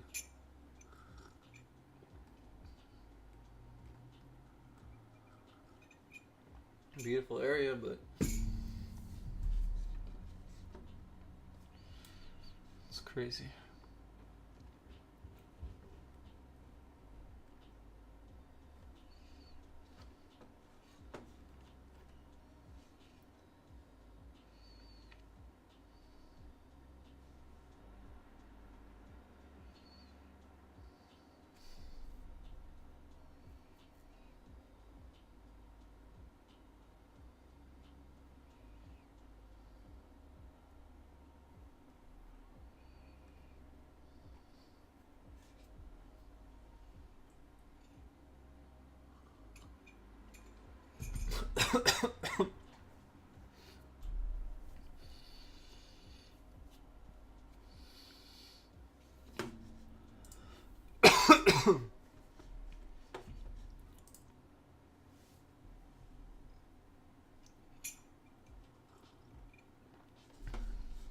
this weird ass music.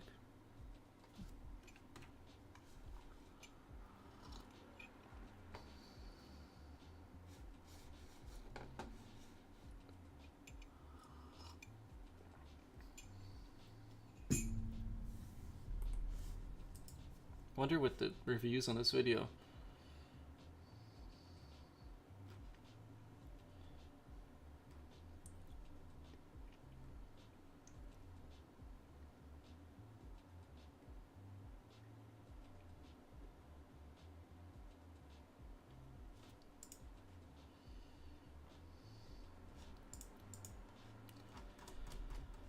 So this girl did the 4-day thing solo.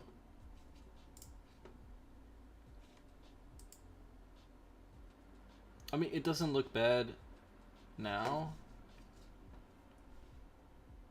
because it kind of looks like, oh, it's a nice little forest area. You find a place to camp, like right there, and you're good. But it's,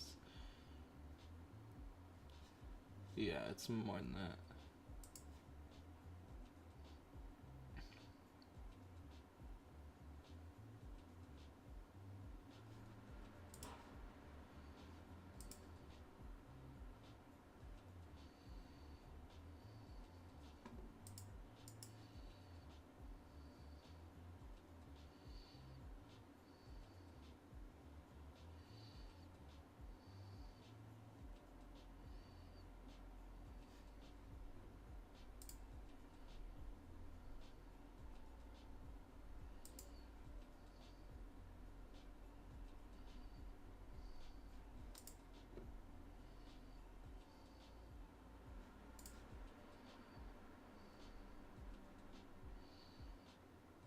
Yeah, I mean, it's pretty crazy.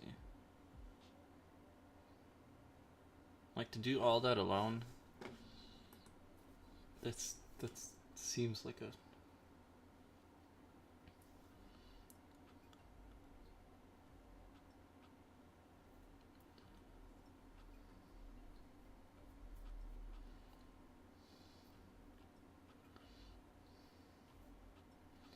So if you go alone, you get more solitude. That's what she's saying. Going at my own pace. She wanted to do it alone. It was cheaper. Half the price doing it alone. You have to carry everything. Maybe totally self-reliant. I mean, I get it, but at the same time, like, really?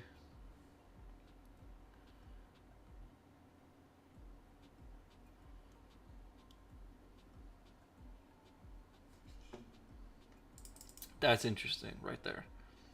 If you're considering doing this trek independently, this probably isn't your first rodeo. But still, don't take the altitude lightly. Give yourself plenty of time to accumulate in Juarez before you go. Do preparatory treks like the Laguna 69 before you see how you do. Prepare to be out there for an extra day if need be. Don't go out if you don't feel well. Don't go out if you don't feel well. Some people take medication for this, blah, blah, blah.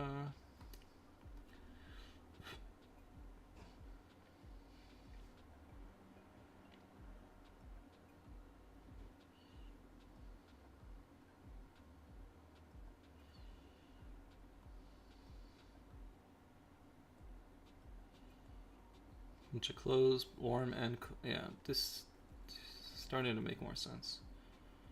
If you go hiking in an area like this and you have altitude sickness and you go to sleep and you wake up at night and it's freezing cold and you don't have the gear for that, you can definitely hurt yourself like that.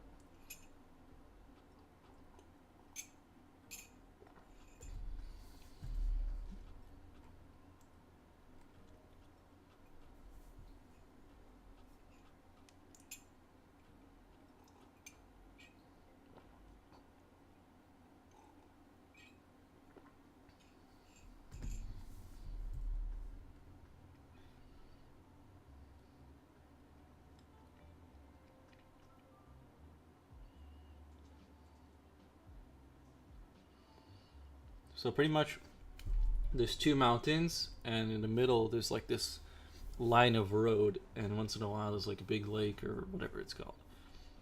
You can't say pond. It's a lake. Big body of water. And then a bit more road and a big body of water.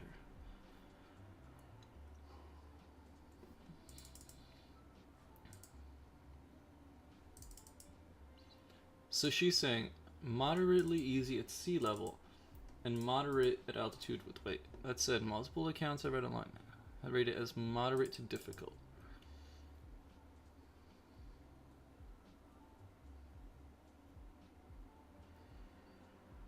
So the elevation is a problem, but the altitude is.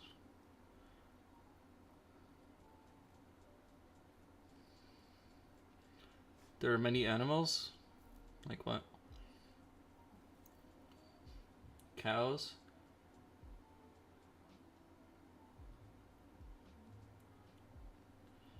Okay, so she found cows.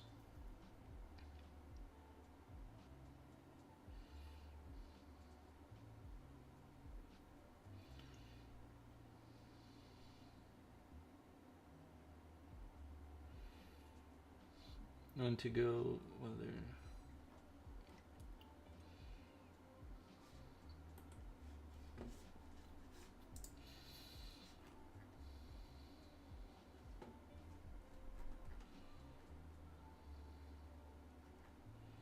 Of course you want to take a TGI with you.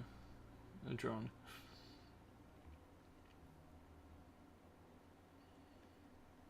It's interesting. I'm gonna see if I can contact her. Let's get that name. Instagram. Oh, damn it! She's got 118k followers. Let's see if I could do it.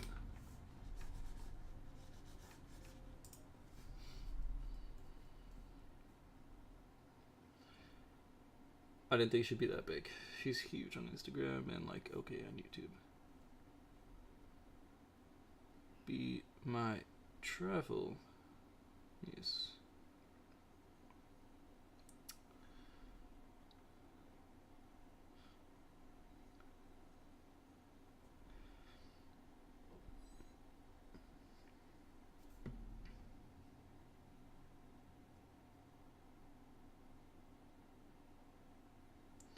So we're gonna go quickly to... Oh, I wrote her name wrong this whole time, damn.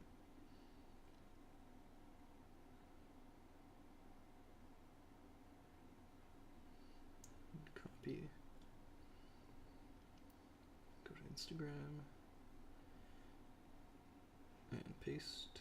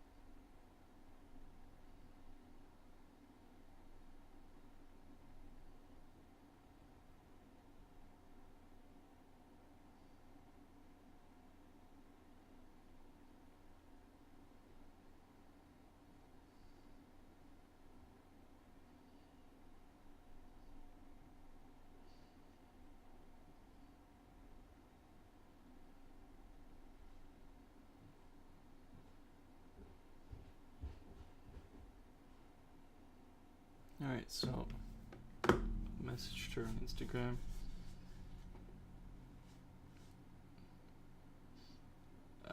See if she answers. Let's see, where's the last picture she put at that place?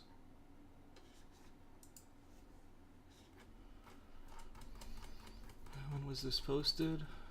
It's full of ads, oh my god. She must really want AdSense.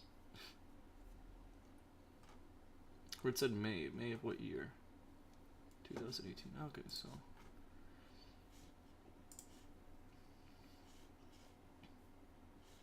January 29th. Damn, she posts a lot.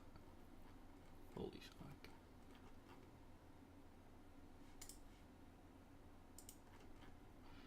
Well, she clearly has a lot of experience hiking, which is really good.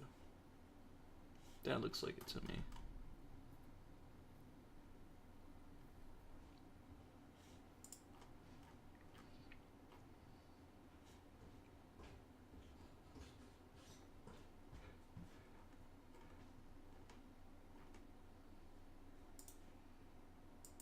When was this? February 3rd, 2000. Okay, so she said May 2018.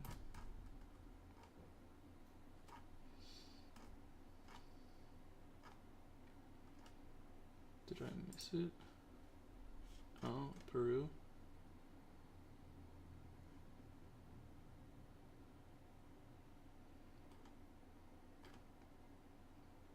May 2018, we're May 2019, so about a year ago.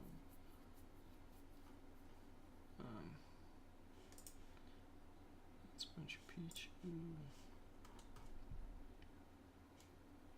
That's what I thought it would be, but I guess not. Ah, there we go.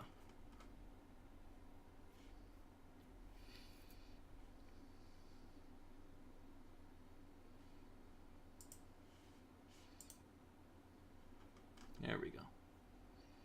That's so when you go to this area, you gotta sign in and you gotta like write your name, and supposedly the day Jesse went there, the logs were gone. So that's weird.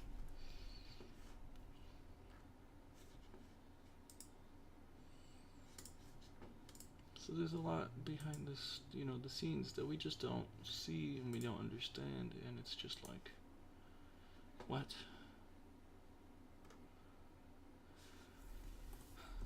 So I'm gonna see if I can get in contact with this girl. I doubt it. Not gonna count on it at all. I could see maybe her name will pop up in some other places. She's got a Twitter. Let's message her on Twitter.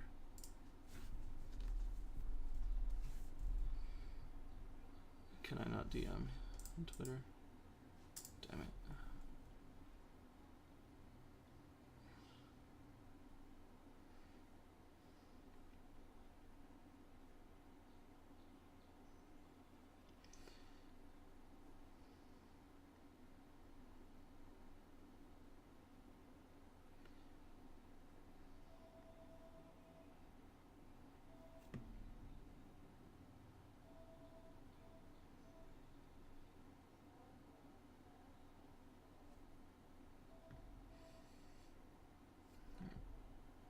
What's your name? Be my traveling. Damn, this girl's big. 31K.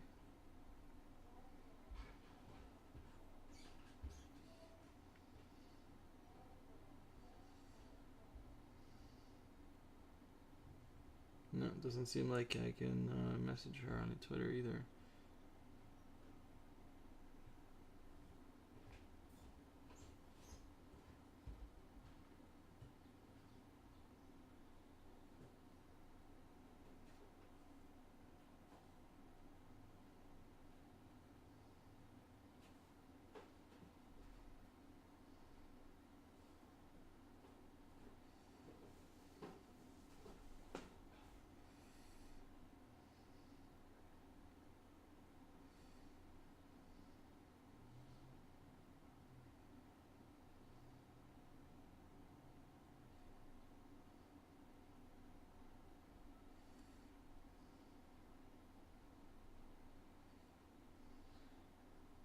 It's weird if she's verified. She only got 30k. Well, there's people with like 50k plus and no verification.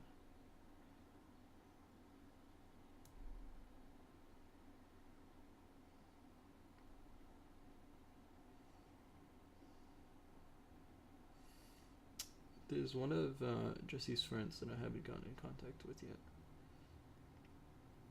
So that's one thing I need to do.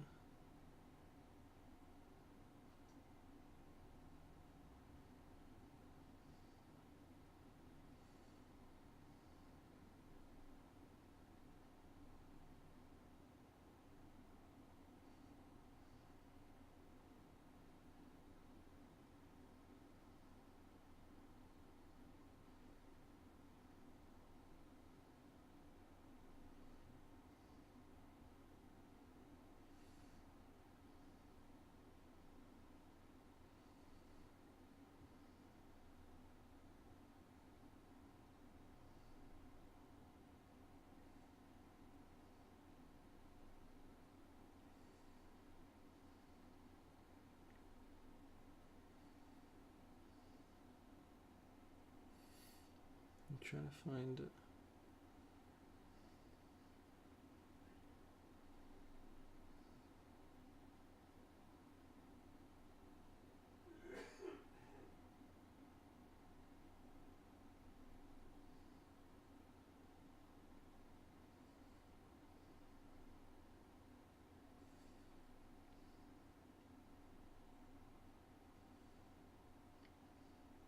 I don't know where it is.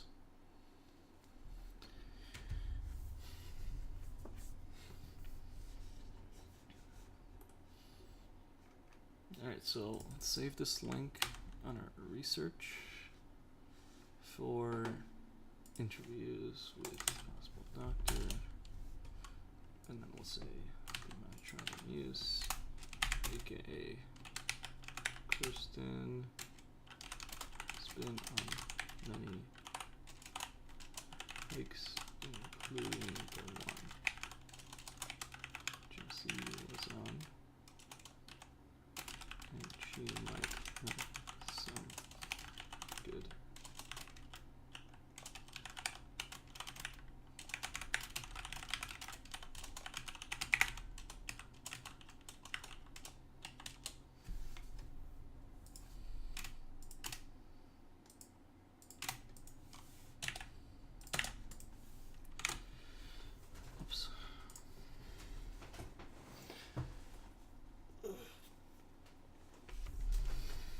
How long have I been streaming? Oh my god, it's almost 4 hours.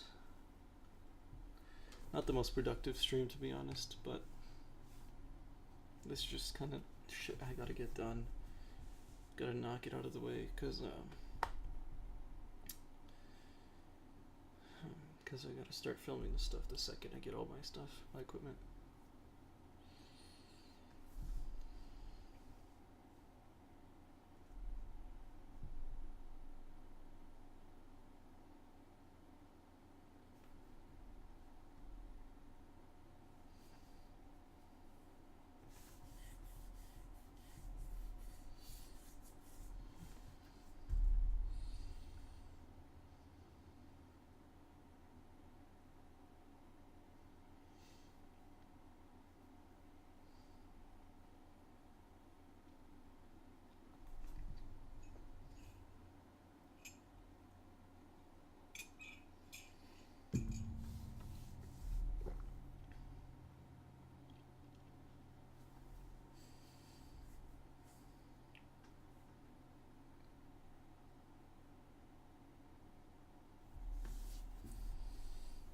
Okay.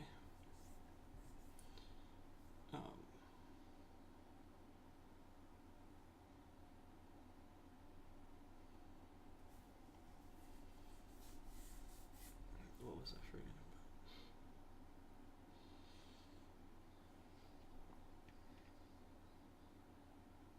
I think I'm gonna end the stream. Don't really have much concentration. I need to take a walk and just come back to this and knock out a little bit of a script, knock out some scenes, make sure everything's equipment wise is good. yeah, I think I'm gonna end the stream. For the bots who are watching right now, thank you very much. If you enjoy my content, you can like the video, you can subscribe. Movies coming this summer. Plenty of videos coming this summer. Editing, programming, everything. Just everything I could think of, knocking it out. So see you guys. We're almost at 1,000 subscribers. And that's when the real shit's gonna begin.